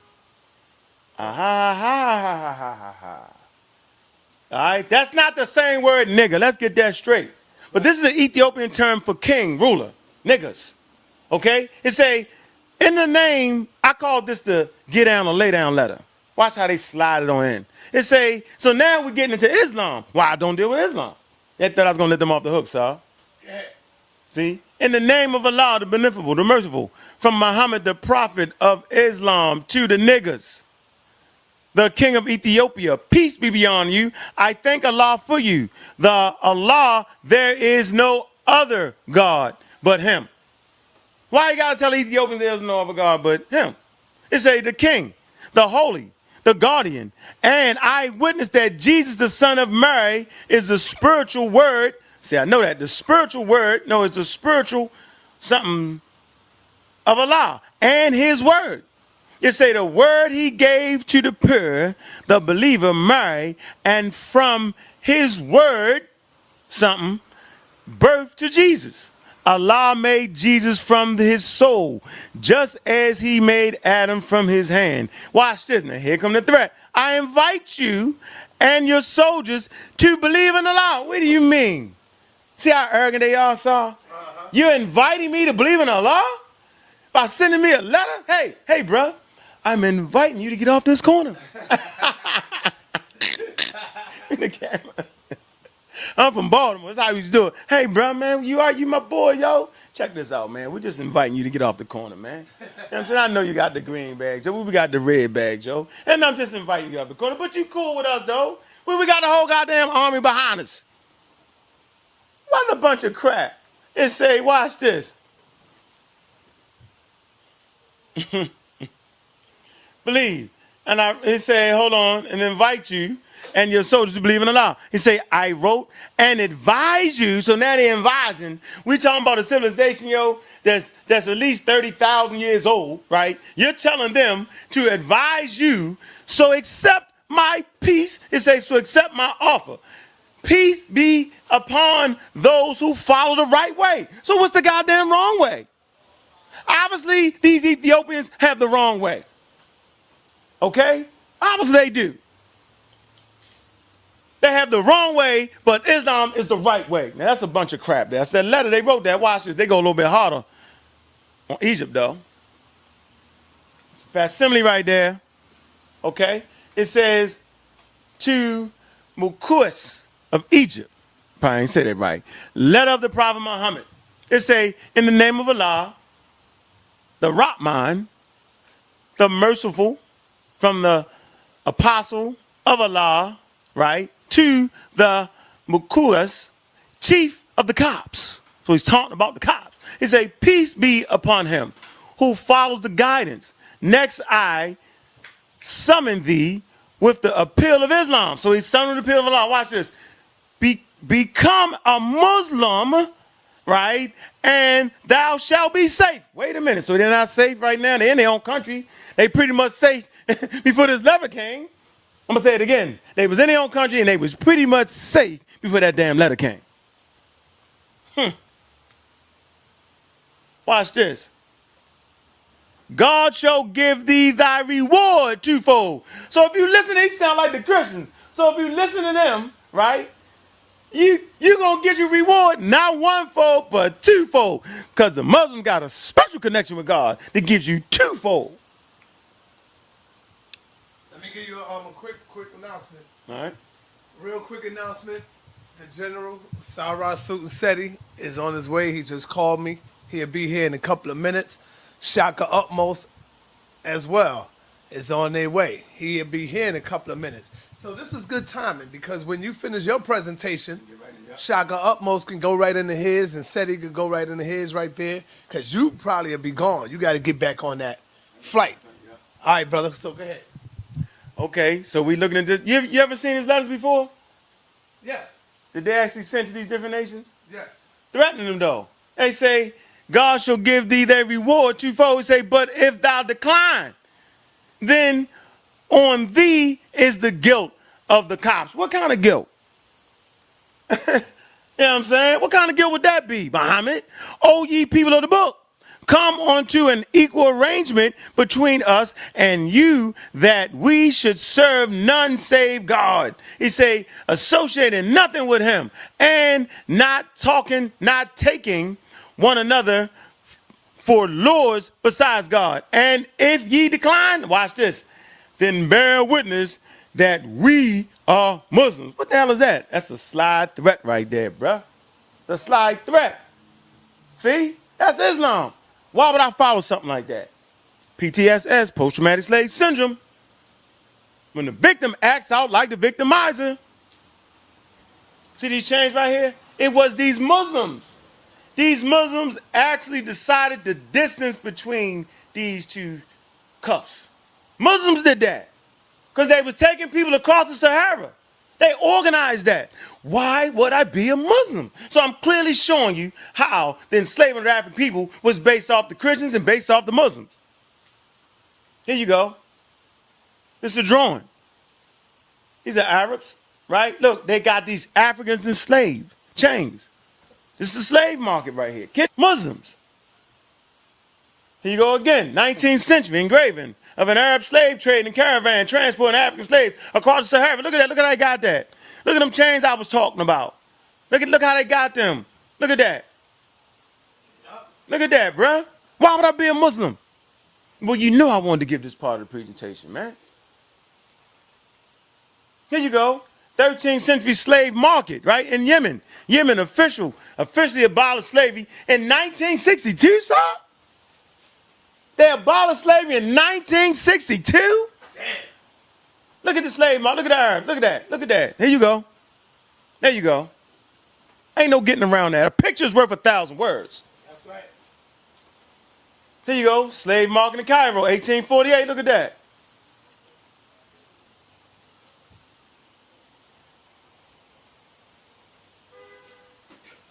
Here you go. I like this one right here. Slaves captured from the Congo aboard an Arab slave ship. I'm going to say it again. Aboard an Arab slave ship.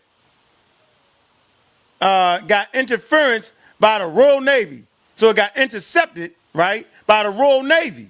This is in 1869. One of the chief justices for the colonial of Africa was the suppression of the something slave trade. But here you go. That's a picture. How many people seen that picture, bro? It's a real picture of the Arab slave ship. That's right.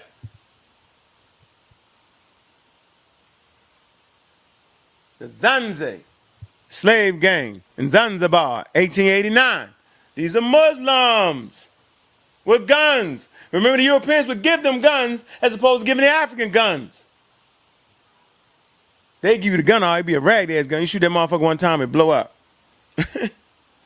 Scramble. Now we're into the scramble for Africa, sa.neter. Here's my presentation starts. Right? All that I just showed you, right? All that fighting over all that nonsense and drawing lines down the map and all that, yo, really kicked it in high gear with the scramble for Africa. Here you go, the Berlin Conference. You familiar with that, sa.neter? Of course, man.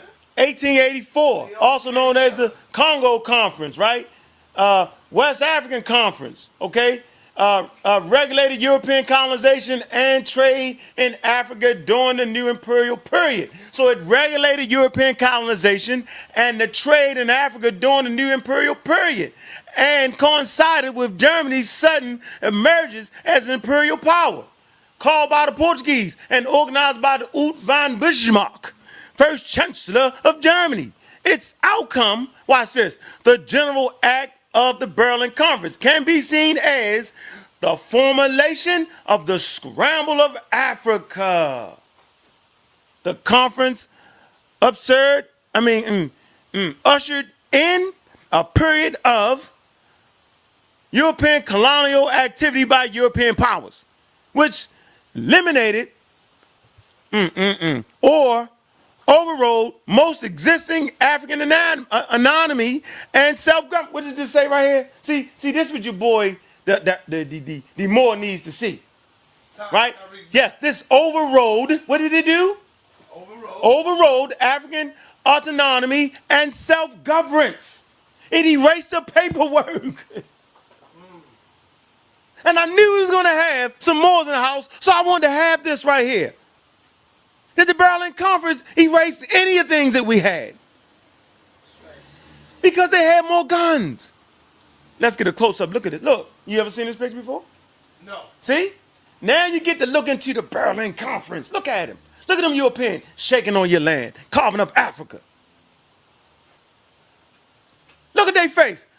A cracker is a cracker is a cracker is a cracker. Look at it. Is that a faz? Is that a faz? Is that a faz of the Now we know they must be in cahoots with them.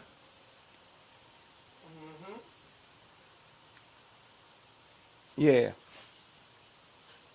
Here you go. The Big Three, Berlin Conference. Final meeting date, August 1945. You don't even see that's the real picture. You ever seen that before? Nah. There you go. Good information, right? Excellent. Excellent. Reference. All the references right there. There go the references, y'all. All right? Do your own research. Do your own research. Stop the tape, get the references, man. I'm a Raw Squad quality. Let's get this shit right, yo. Yo, is the God Killer? I mean, is Magi watching? I don't know. Call him up. Yeah, we call him. Let's see if he watching. Here you go. This 1840 is two maps. Like the upper part is cut off, right? That's got the different European powers. Let me kind of. Here you go right here. That's a map. It says European claims in Africa, 1913, modern day boundaries, largely a legacy of the colonial era are shown. And go back. Now watch this right here. See that white area right there? That's unclaimed area in 1880. Look, Sara. This is unclaimed area.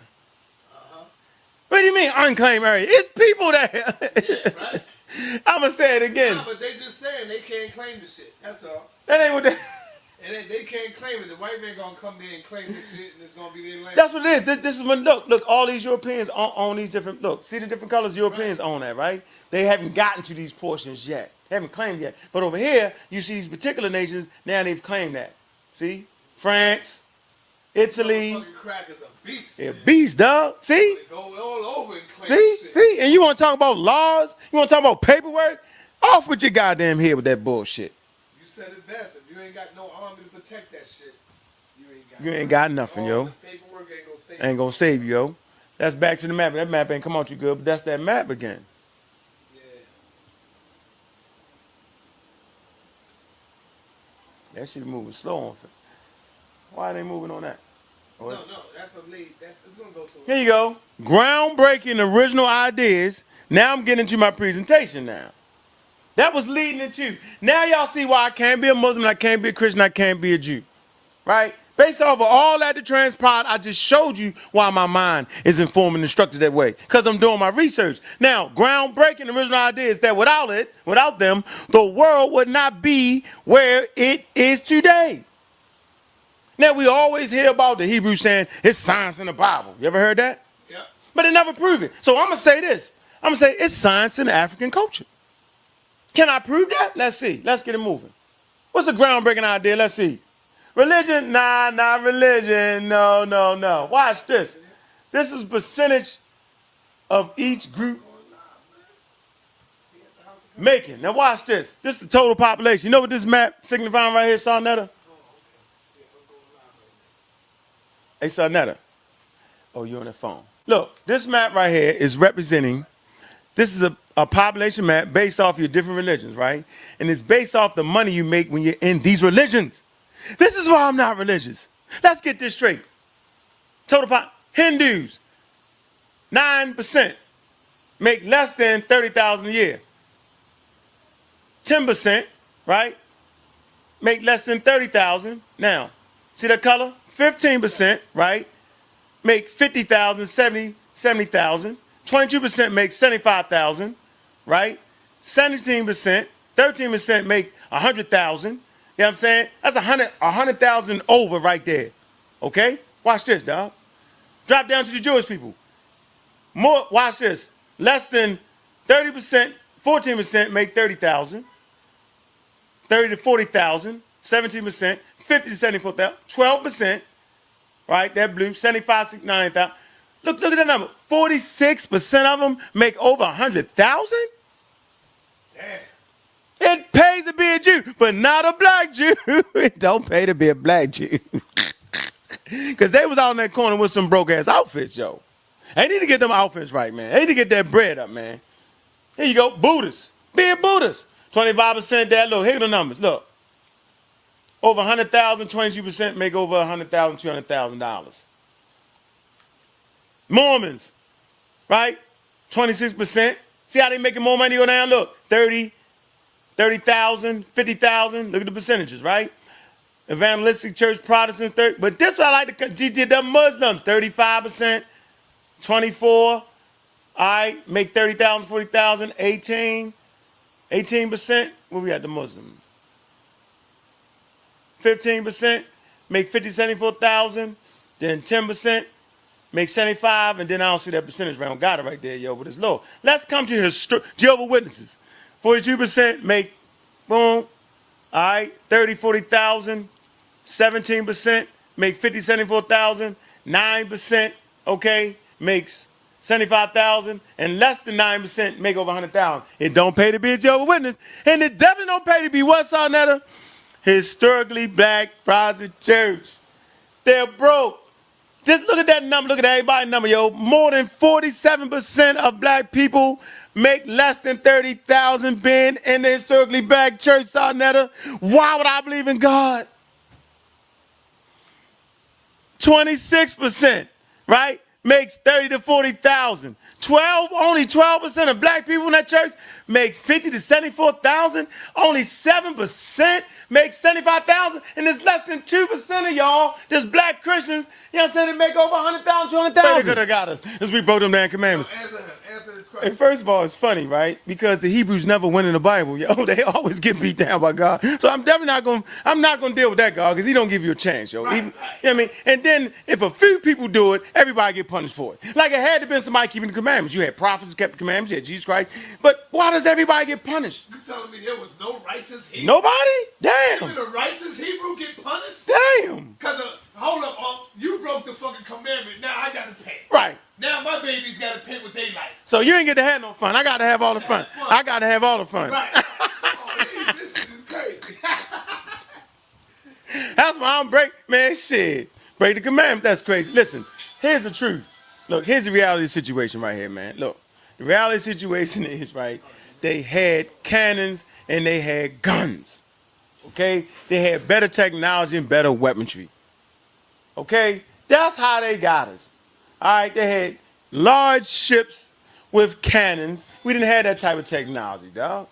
All right? So at the end of the day, yo, and they didn't conquer the whole of Africa. They took the outskirts portions, man. They always flim-flamming like that, all right? But we do understand that they had inside help with the Arabs, with the Muslims, right? Because they was in there. We had inside help with the Jews because they broke the slave trade. The Arabs was able to go into inner Africa and participate. And then after they got the thing rolling, they got a few African chiefs on their side, and that's what it was. All right? But at the end of the day, it was technology, bruh. Guns that did that. Put that back on there. You heard me? I'm getting to the good part now. All right, African culture in the Stone Age. Towns, villages, science. I'm a raw squad up. Now we're getting into the whole breakdown. Now we're getting into what I really wanted to get into. Okay? Here's the presentation. Let's go. South African cave, one of the most significant archaeological locations in the world. Right? This location is so important because without this location, without these Africans, right? Without these Africans, we would not be standing here today. This is about 190,000 BCE, right? This is during the Great Ice Age. I speak of this all the time, okay? Pinnacle Point. They call it Cave 13B or PP 13B. The earliest evidence, right, of systematic exploration of marine resources, shellfish, symbolic behavior. Okay, so we're talking about the first understanding of understanding come right here. Oh, we got the general in the building. Oh, I got to really show off now. Black African Power, man. Go ahead, speak up, man. What's Real up, quick, Black Power? We live? Right here. Oh, yeah, okay, then what's popping? I'm in the house. Huh? Can't wait to see you in here going to work. Man, putting a little bit of work. Yes, sir. I like that. That's what we need. It's the part I ain't get to show. I ain't gonna interrupt. Yeah, because you got the next one. Yeah. All right. Right there. All right, go ahead. Yeah, I gotta be motivated now. Yeah. Maybe Hey, Seti, why you ain't come out there and help me? What? Hell with that shit. Come over here. Oh, man. Why you ain't come out? Go ahead, go ahead. Oh, family, I'm back over here. Hey, I was on the road. And so, I was trying my best to get here, and I couldn't get here. But if I could be here, I would have been on the scene. But it'll be plenty of times for that. You believe that? This summer, we're going to be out here. Believe it. We're going hard. For real. Now you know Tazoriak said you probably drove by and seen your man getting beat down and you kept it moving. You know I made that. You know it ain't. Oh man, come on. I know he did because I was about to cut right into his ass too. I was gonna cut right into his ass, man. Yeah, but they know what it is. It'll be plenty more times for that. We got all something. Yes, sir. Yes, sir. Yeah, but I probably need to handle that any motherfucking way myself. You, Oh, yeah. You gotta get baptized in Yeah. that fire sometime, baby. You know what I know, mean? but I got something for niggas. Believe it. I believe it. I always got a file on the niggas. Believe it. Oh man, got that file on you, Desire, Got y'all? a Okay. file on you. Oh, Oh, daggers coming. arrows up, goddammit. Okay, so we talking about Pinnacle Point Cave. Okay, this is the first understanding of symbolic thought, tool making, evidence of tool making, fire treatment. Okay, of tools. This is very, very important, right? Watch this.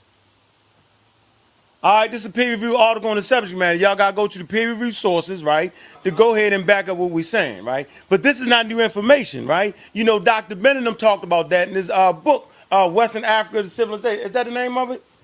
Let me see. Africa, well, hold on. I don't got it. Africa, Mother Western civilization, and then now about. Damn. Shit, I'm not gonna close out there and shit. Hold on. Dude, you act like you was coming for a week, man. Nah, there's books in there. Okay. Yeah, you know I always got my books, yo. What you talking about, man? Huh? Books, you know what I'm saying? Huh? Yeah, I try to tell them where we started at, yo. What show we was on, yo? Put that on that. Show where we started at. Oh, Liberation Union. Yeah, okay. Yeah. They don't know that, do they, yo? Yeah, but we've been out here for a long time on all these, man. Generations done passed and shit, man. And we still, I done seen about 3-4 generations pass through this culture. They come about every 7 years. It's time for a new one now. Yeah, well, we raised them up. Yes, sir. We raised them up. There you go.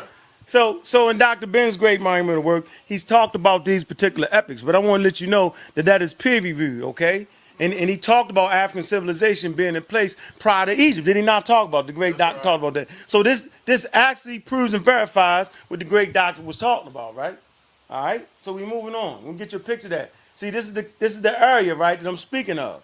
All right, that's South Africa. All right, that's some beautiful water right there. All right. And these areas is where they inhabited during the Great Ice Age, okay? Where most of the human population was dead. There was only one population left on Earth, and that was in Africa at 200,000 BCE. Go again, all right? And they doing their field work out there, all right? Proving and verifying the story, all right? But this is well after Dr. Bennett wrote his books, okay? So we're verifying the master teacher's work about Africa being the origin of civilization. Here you go, the crackers swarming the place. Got their little tools, their machines. Dr. Ben didn't have all that. You know, he did his little excavation and stuff like that, but he always told us culture came from the what, Seti? Culture come from where? In Africa. From north or the south? From the south. Okay, so they deep south. All right? Deep south. Deep south, yo. There you go. That's a look. I want y'all to get a look at that. Your ancestors looked out there and seen that ocean like that. All right? Now, this is okra, on okra. What did your Africans do in 190,000, right? They broke this down, right, mixed it with egg yolk for paint. So at 190,000, you got Africans painting, symbolic painting, okay? This is before any European crackers on the planet, before any Asiatic. That's why we don't play the Asiatic black man shit, right? There's no Asiatics. That's just pure 100% African. All right, here we go. Shaka just got in the building, Black African Power. Get you this. So we're looking at the on okra right now. Let's get back into it. We're in South Africa, all right? The master teacher talked about the culture coming from the South. Now I'm verifying the culture in the South at 200,000 BCE. There's no getting around that, okay? This is verifiable evidence. All right, you got shells, you got bones, you got all these things, shellfish. These are first shellfish eaters at 200,000 BCE. Food, clothing, and shelter. Okay, I showed you the cave systems, right? I showed you the resources and the economics is right here at 200,000. There's no Hebrews, there's no Muslims, there's no Jews. The African people on the planet Earth getting it in. This is the seed population for the rest of the world at 200,000 BCE. All right, now we look at the cave system again, all right? So stop giving the crackers the caves. When the crackers was in the caves, they was living like morons, okay? because they got different sediment levels. The high sediment levels, when the crackers end up in the cave, you find bestiality, you find all kinds of shit. This is really the ancient temples. My fault, let me go back. So where is that at? What part of the earth is this? This is South Africa. Okay. There's no other human population on earth. They all died out but in Africa at 200,000 BCE. It's right here, right? Here you go. That's the water line. You What see are that? the other populations that are dying out at 200,000 BC? Africans, but they all did that. Meaning there is no other population on earth. Nowhere, even in Africa, just down south. Just down south. Because Dr. Ben told us that what? We come from the mountain of the moon. Right. Okay, and Reggie spoke to that real deep. He went farther in the south, Lake Chad, all that South Africa. That's it. There's these people. They already got a flourishing culture. But white people won't tell you this. But they do. And look at the shoreline, right? You got the current shoreline right there, right? PB13, that's the shoreline, right? So this is during the ice age. So a lot of the water is sucked up during ice ages into the ice caps. Right. So the shorelines, right, are more exposed. Absolutely more extended. Okay, and they also dealt with the moon cycle. So the woman has a correlation with the moon. The iron ochre was used for symbolic red paint. Okay, so we're talking about the rituals, right, at 200,000, dealing with the sisterhood, right? They're in correlation with the moon cycle, right?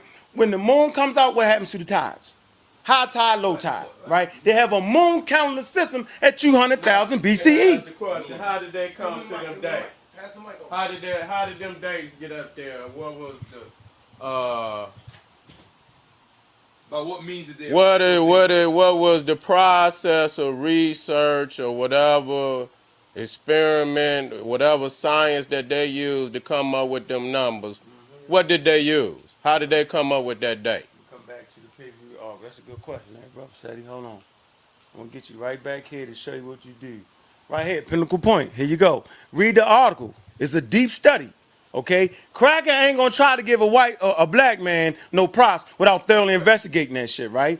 But remember, we was already ahead of the curve on that, right? So you got carbon dating, radiocarbon dating. You got you dating of certain stones. You got the shorelines, right? Where you can actually measure the shorelines, right? That's a process of dating, just like what you call oh man, what's it called?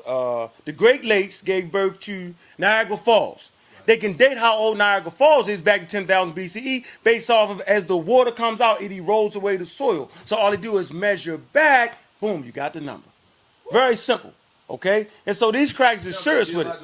Geological studies, right? But this is not just crack. These are Africans that do this. See, they don't tell you that. Right. Till Nyson Till the Great, he's an astrophysicist, he's a black man. The leading anthropologist, paleontologist in Ethiopia is a black man. They don't tell you that. And the leading astrophysicist in South Africa is also a black man. Tabi? Yeah.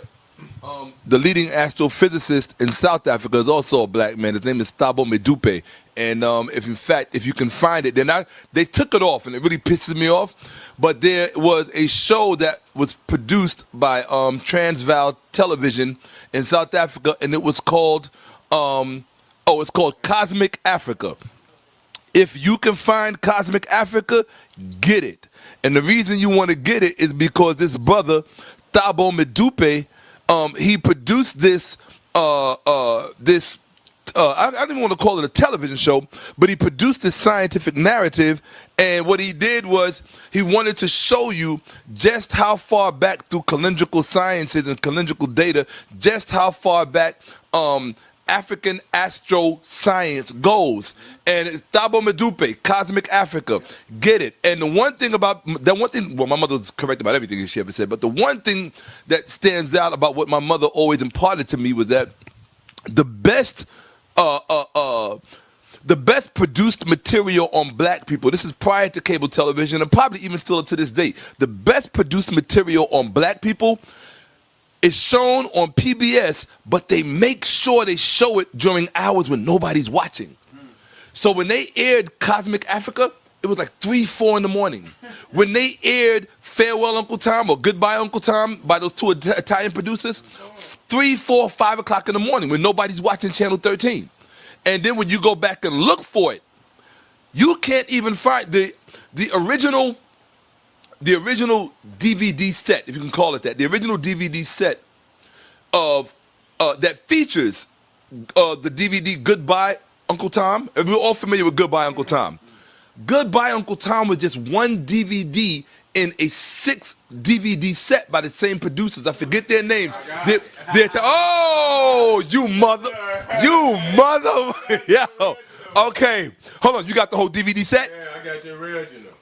If you can rob his house, do it. I'm telling you. It got about 2 extra hours of footage. Oh, yeah. It showed the making of Goodbye Uncle Tom. Yeah, it showed him as Right. But it showed the Can I hold that for a second? Go ahead. Yeah. The one in that DVD set that's much better than Goodbye Uncle Tom is called Adito Africa. You need to see that. White people will never show you that. That's the only way you're going to get it now. Dude, hey, Pa, they took that offline. It used to be you could go online and get, oh, matter of fact, hold on. You know where you can watch it? On YouTube. Somebody posted it up to YouTube. It's called... Yeah, you want to get Adito Africa. The reason you want to get Adito Africa is better than Goodbye Uncle Tom, which was originally called Farewell Uncle Tom. But the reason why you want this is because it's produced by these 2 Italian producers. These 2 Italian producers, not only were their films banned from America, they were banned from America because of what they were showing as it relates to black people, our history, and what white people did to us. Not just what white people did to us, but this is why Adito Africa is more important than Goodbye Uncle Tom. What they show you in Adito Africa is what took place on the African continent from north to south during the post-colonial period. Right at the time that all of the colonial powers were being kicked out, when Britain was being kicked out, when Germany was being kicked out, when Italy was being kicked out, when Belgium was being kicked out, what they showed you was what the indigenous Africans did to those Africans that had been in collusion with the colonial powers. So what you see, particularly in Somaliland, you see the Somalians, you're gonna love this, you see the Somalians chasing the Muslims into the ocean. You see traditionalist Somalians chasing the Muslim Somalians into the ocean. I'm talking about in numbers, like you could not believe. They're running into the ocean, and then all you see is drowning bodies floating back. Drowning bodies. They said, you off the land, you're gone. And this kind of thing went, and they even do a nice expose on the Mau Mau. Where is our documentary on the Mau Mau? And if anybody's going to give that documentary on the Mau Mau. All right, so you got about 11 different dating processes, right? All right, that they use to date stuff. But see, really say this kind of verifies your work. It put you in the driver's seat. Like, them niggas can't talk that shit. I knew they were going to start talking. Can I ask this? I'm still trying to get at this. Nah, well, I want, when you put the numbers up there, that's cool. But you got African texts that preceded the white man's pseudoscience. I cannot give the white man no credit for no type of science when the man was still talking about in the goddamn 1600s that you could sell out off the side of the damn planet.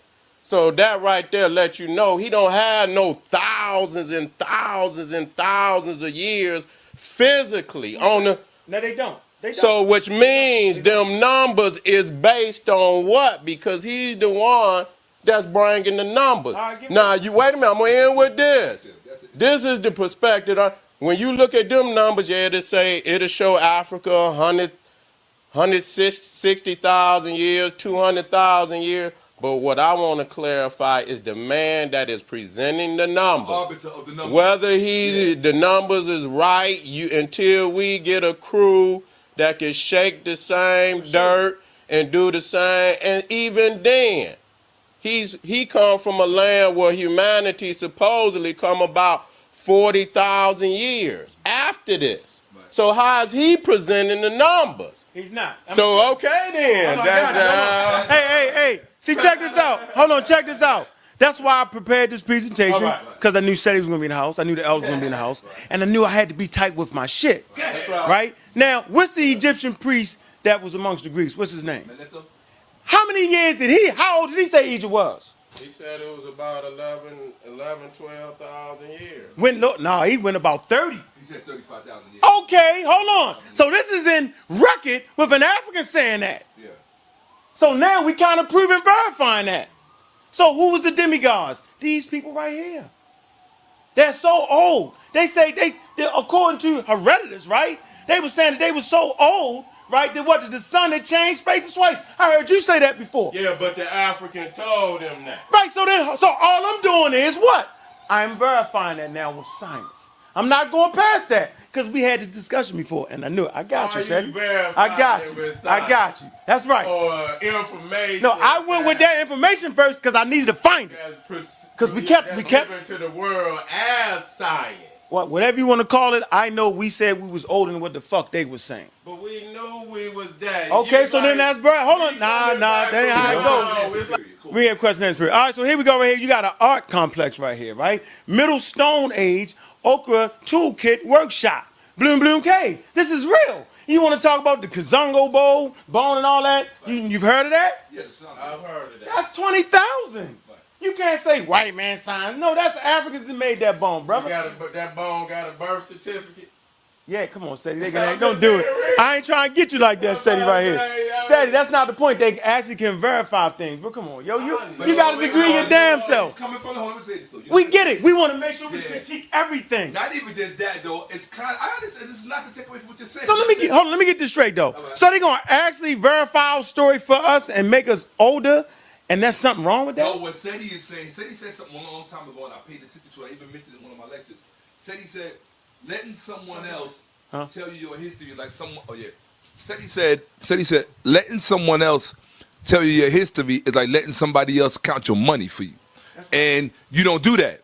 Now, I did say this in response to that because I was, in some respects, relying on those, on the established dates as well. And as Seti would posit, established by who? Where Seti's coming from, and this is in no way to counter anything you're saying. I just said it needs to be acknowledged. What Seti is saying is, no matter how generous these white boys are with time, it all has to be, from Seti's perspective, because he's extreme and I love his extremity, it's not even extreme, he's really supposed to be rejected all, out of hat and out of hand, because it's probably going to be so much older if you go into the scrolls, am I correct? Yeah, it's going to be so much older. So bottom line is, we can't, as scholars, we can't tell our enemies to use primary sources and then we run back to their dates. So if we're going to use, if we're going to use a primary source for dating, from Seti's perspective, we need to literally go to the scrolls themselves, to the Metal Nature itself. Let me just keep through. Hold on, Seti. You gonna get your. And it's not to say that the scrolls are going to differ with that. We're just trying to get ain't no scrolls yet. We trying to get a filter on how we dealing with this information. I agree. Come on, get back on here real quick. I totally agree with you. Was I right? Yeah, you're right. Okay. Yeah, you're right. You're right. And it's not the count because the scrolls might bear a lot of that what you're saying now. But there ain't no scrolls at this time period, though. Yo, I'm going to get into the cave. Watch this. I got y'all on there, yo. You think I've been knew this? I've been knew how we was going to have to come. So this your oldest pink studio right here. Okay, 80,000 years. What time you got to be there? The plane leave at 8 o'clock, so I probably got to be there at probably 6:37. Seti, if the plane leave at 8 o'clock, what time do we need to check in, at least? I already know, an hour before. I mean, you at least want to get an hour. You won't be there by an hour. Yeah. Okay, so what time you want my brother to pick you up? I'll be ready 6:30. 6:30. Yeah, 6:30. that's good. Yeah, that's good. If you there at 7, you easily walk. Yep, Yo, I'm good. that's Reggie. He said here. All right, Reggie. Hurry up, Red. All right, what's up, Red? We don't never want to be dead Africans. Put that back up. Put that back on that. Meaning, we don't never want to be outdone because we got some new information coming. This is and I'm telling you, I'm nice with this. I'll beat y'all niggas down with this science. I'm just telling you, because it's very, very important, yo. We got to motivate our children to get back into science, Seti. And I'm going to show you, let me finish. So I'm just saying, right, these my brothers right here, right? But at the end of the day, this is what I fuck with. This me. This be to me. Niggas ain't bring the community this, yo. This ain't no white boy shit. This all about black people. And we will use their resources to get our story. Now I'm going to show y'all. I got a degree in science, man. All right, here you go. Look at this. You see them shapes right there? What's that? You see them shapes? What it say? It look like a nigga scribble on the rock. That ain't no scribble on no motherfucking rock, nigga. That's geometrical shapes right there that would later on become the shape they use for the pyramids. You can't deny that. This is the oldest such thing, nigga. You want to know where designs and shit come from? Right here in Africa. That shit's real. You can't deny that shit. Let's keep going. There you go. So shit just don't pop up out the air. It has to have transitional periods and signs by black people verify that. I'm gonna show you why it's black people signs. You know who Here you go. Hold on. Let me finish. Who can tell you what that means? Who? The nigga who carved it up. But that we're not saying what it means.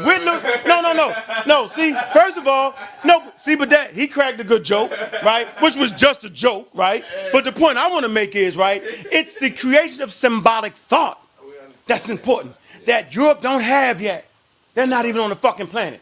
So they want to know where this organized thought come from. What does organized thought do for people? It allows you to construct and form ideas and concepts. It allows you to construct civilizations and culture. So we know. So you got to throw the Sumerian shit out the water. They don't have symbolic thought during this time period. You have to throw all that shit out the water. White people don't study to try to bring the truth to us. They just don't. Put that back so I can run through this. I want to get to the shit to show you that Africans do this thing right here.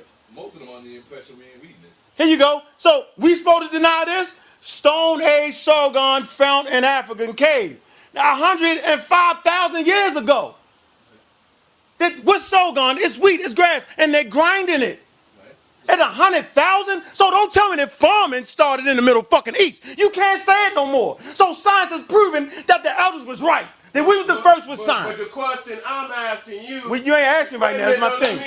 Put it back. Why would you fight against the truth with a lie? Herodotus and the white Greeks were already saying that Ethiopia was the mother of all civilization before the modern science.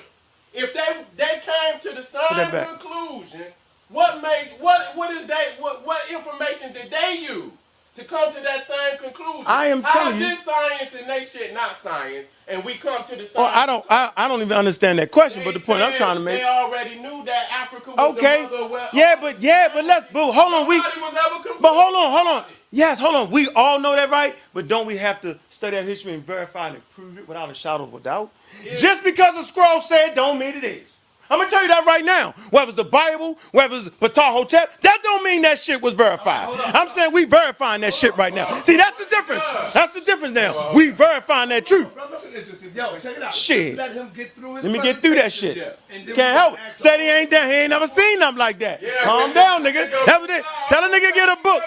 You ain't gonna crack me. You gonna get some books and study with me, nigga. You gotta come to my class now, Seti. You shit. Damn little stone right there. You sounding ignorant, Seti. You can't do that. Don't do it, Seti. That's not a stone, nigga. That's Sargon, man. What is it doing? Sorghum. Oh, you know he got the right. It's sorghum. Yo, it's grains. It's a staple. It's like rice. And they grinded it. They grinded it out, nigga. At 105,000. You can't get around that. So hold on. This is for the Hebrews. So farming didn't start in the Middle East based off this. Let's keep it moving. I got them niggas. I wanted to put out shit so far back, right? Then when y'all niggas came to teach, they couldn't say shit. You say shit. We can go. Let me keep going. Watch this. Got them. Here you go. Stone Age Jotland. Do you know that there's a consistent signs of about 25 signs that go around the world that started out here in Africa and went all the way up the same signs, all the way out in them caves? Look at this. Southern Italy, all that. We find them beautiful caves. It all come from here. Oh, I got it. Shit.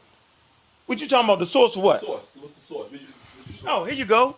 I'm all about That's why I fuck. Look, that's why I fucks with these niggas, man.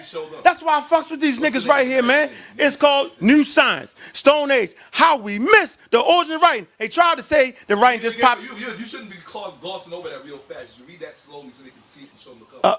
Look, Stone Age Code. New Science. How we miss the origin of writing. So then why do the fucking Hebrews say the Sumerians were the first writers? They got it in their books right now, dog. But it's not here. But the New Science clearly shows that these niggas been teaching the truth the whole motherfucking time. I had to do it, Seti. I just had to get them like that, son. There you go. There you go. Here you go. So hold on. Let me show you. Yeah, that's a white boy. See, they even running the white boy. I can't fuck with it. He don't fuck with the white boy. Yeah.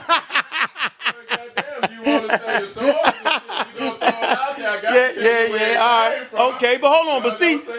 But I want y'all to really look at that though. These signs are actually carried out with African man. But they're the same. These later on become the signs and symbols in the meta, nature, and the glyphs. Right. A lot of them look very familiar. It's all right there. I see a lot of the stuff that ended up in Phoenician. But this is 250,000, 100,000, 30,000. Come on with that, man. Watch that. Here we go. We wrote, oh, now, see? Publishing landscape. South Africa and Nigeria dominate the publishing outside. Sub-Saharan Africa publishing science. Don't leave the Africans out of this. I'm not stopping. Let me talk. Let me finish. Not only do you need to reread it, because you are so passionate about the information, whoever's I'm on the road, nigga. is not understanding what you just read. I'm going back to the con. Let me get pumped up again. Nigga, I am showing you that African people are not left behind in science. That they're actually publishing articles. So this is talking about publishing. And the graph is showing how much they publish their own data. This ain't got shit to do with white people. These are Africans getting back into science based off of their gross domestic product, meaning the more money you have, the more money you can spend on science. That's right.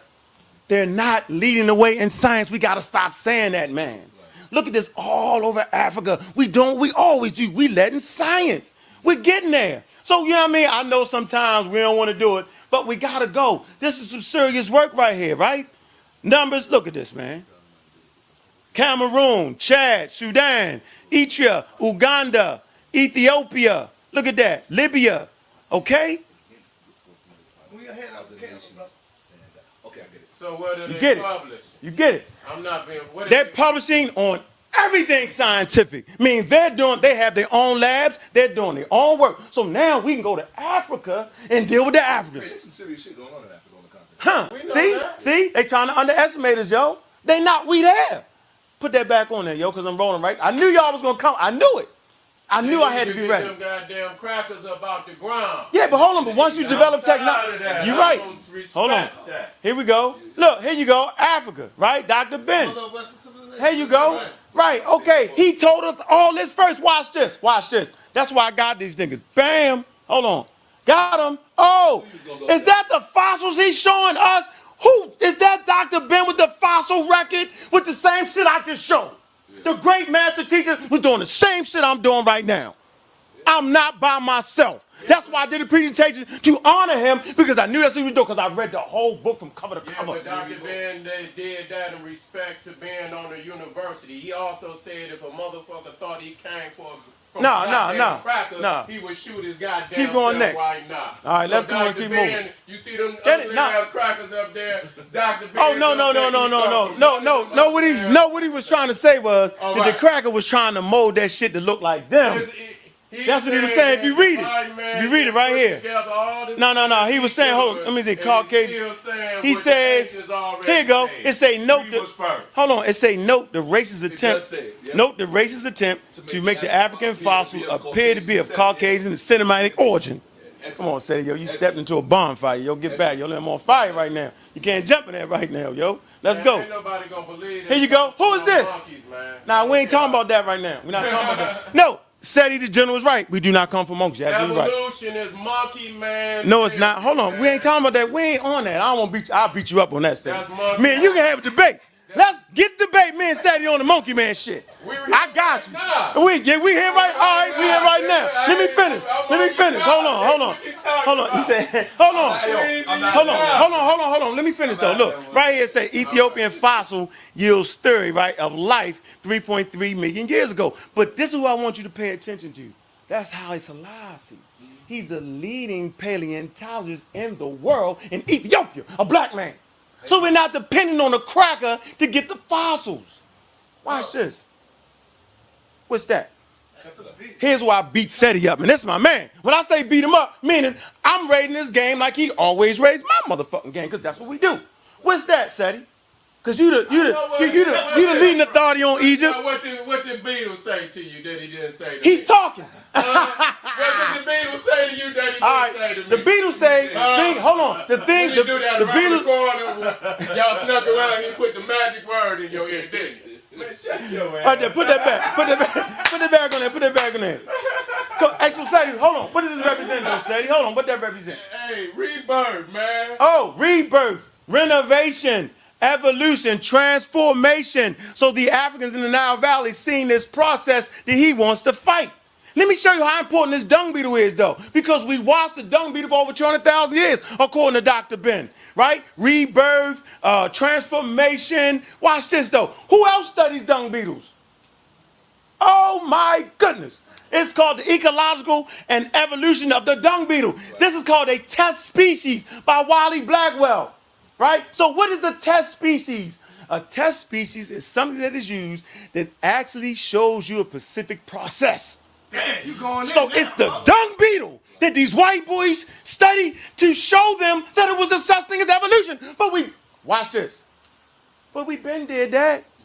They got it from us. The science of studying the dung beetle comes from Nile Valley African civilizations. That's called checkmate, Seti. I ain't want to checkmate you, Joe. That checkmate on that. It showed you that life transforms from an embryonic state to a fully grown beetle. So your two pictures verify evolution. Absolutely. From an African perspective, it verifies it in the womb of the mother, starts out as a single cell organism and develops. Let's go. But we wasn't there. Evolution with him and us coming from a monkey. You know what Dr. Ben said? He said, go to canoe. He said, what did canoe mold? A monkey or a man?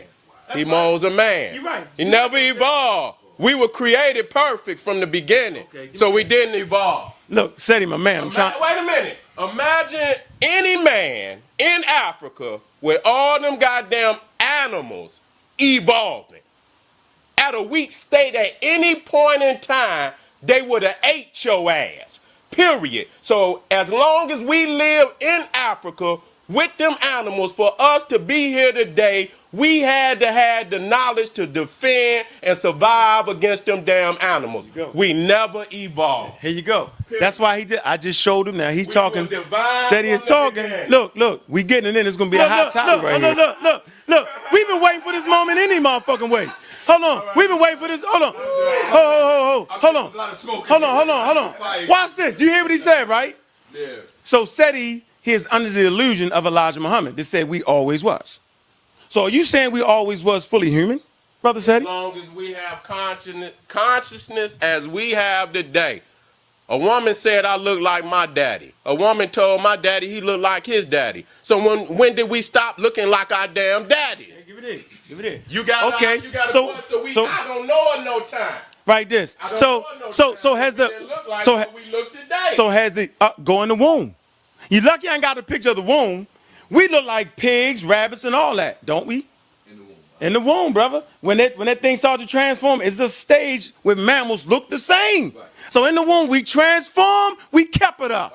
Illusions can fool. That's not illusion. No. Womb is a human. Hold on. Hold on. This is the point I want to make is I went to the human exhibit in Atlanta, right?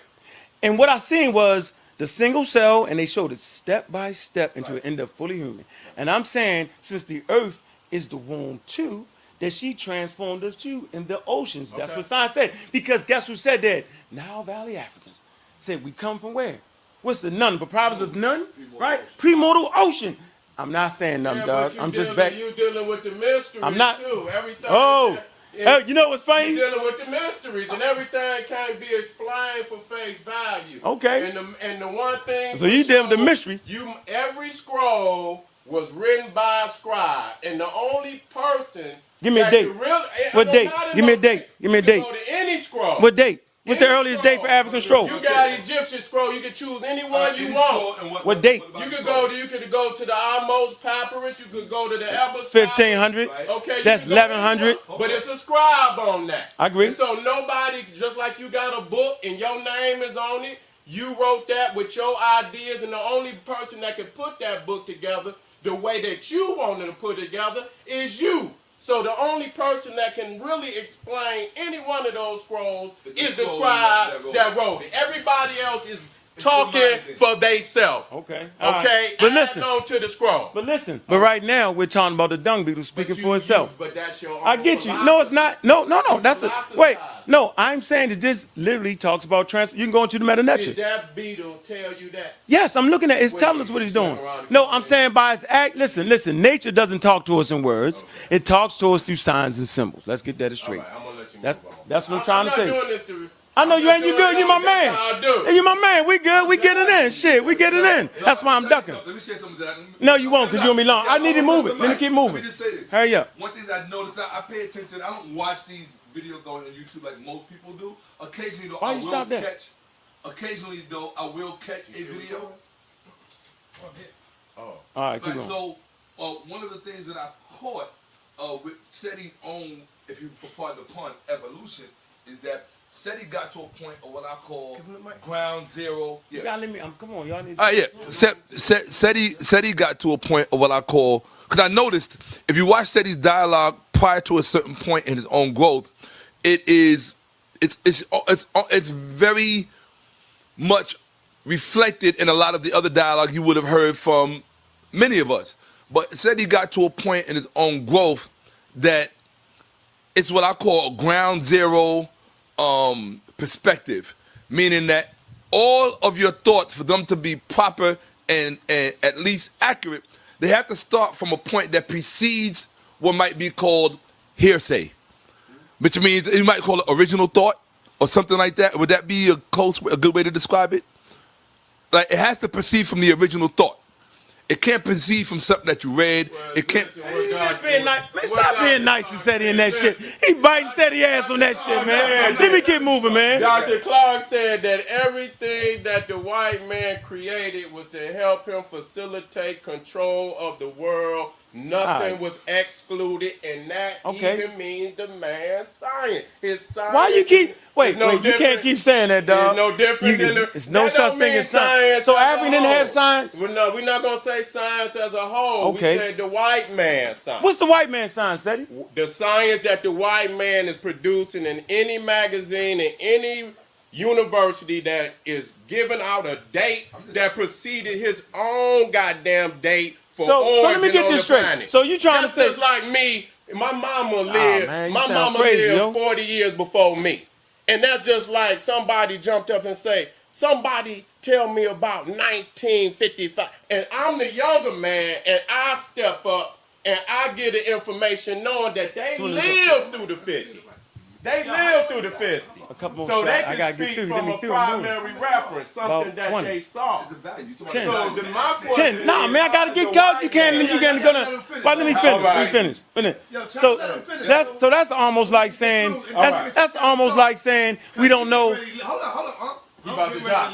No, he gotta get on. Look, that's almost like saying. Okay, that's almost like saying we don't know the time it takes for the sunlight to hit us from the sun. We didn't know that shit 30 years ago, 40, but now we know that it's about correctly 8 minutes for sunlight to hit us. So when you're looking at the sun, you're not even looking at it. You're looking at it 8 minutes later.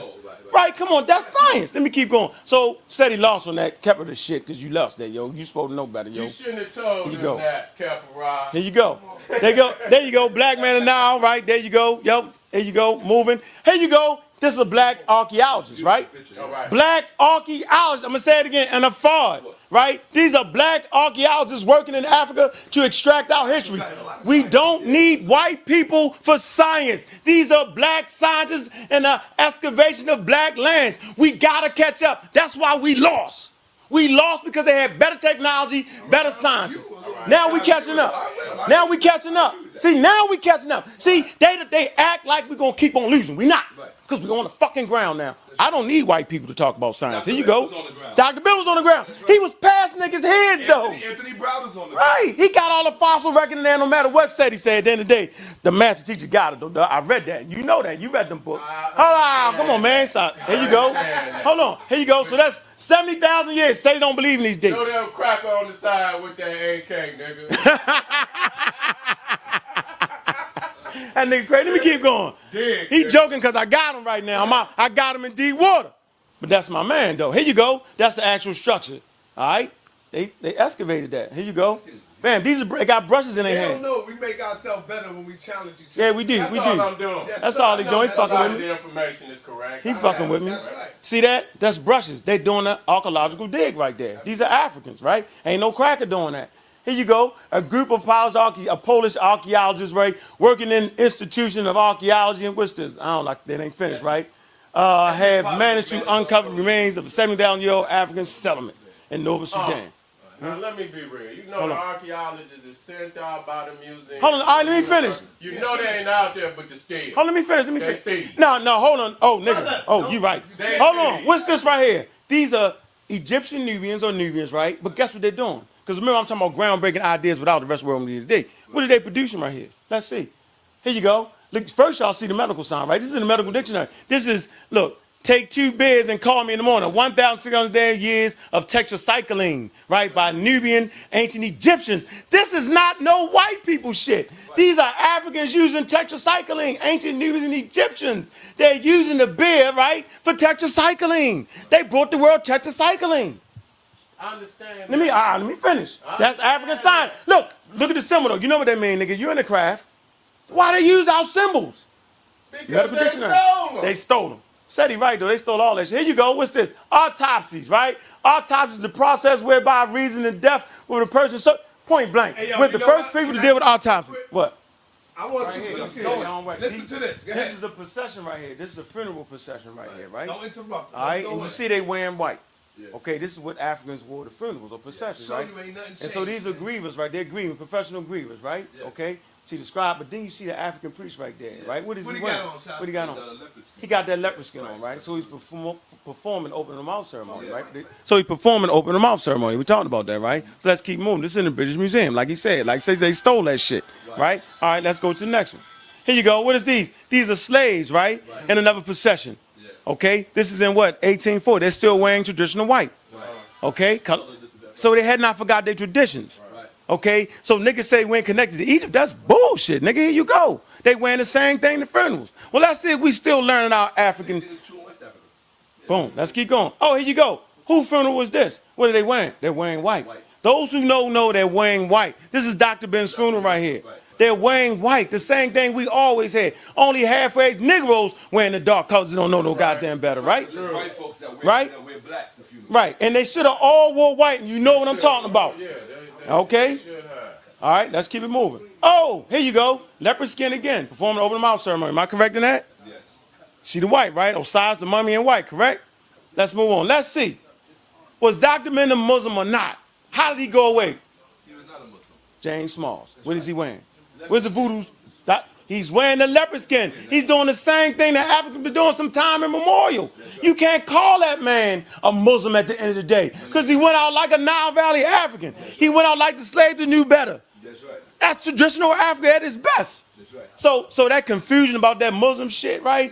You talk to the master teacher on a regular basis. You know, goddamn well ain't no damn Muslim. Come on, man. Thank you. I ain't never heard Dr. Ben say nothing about Islam but how fake the shit was.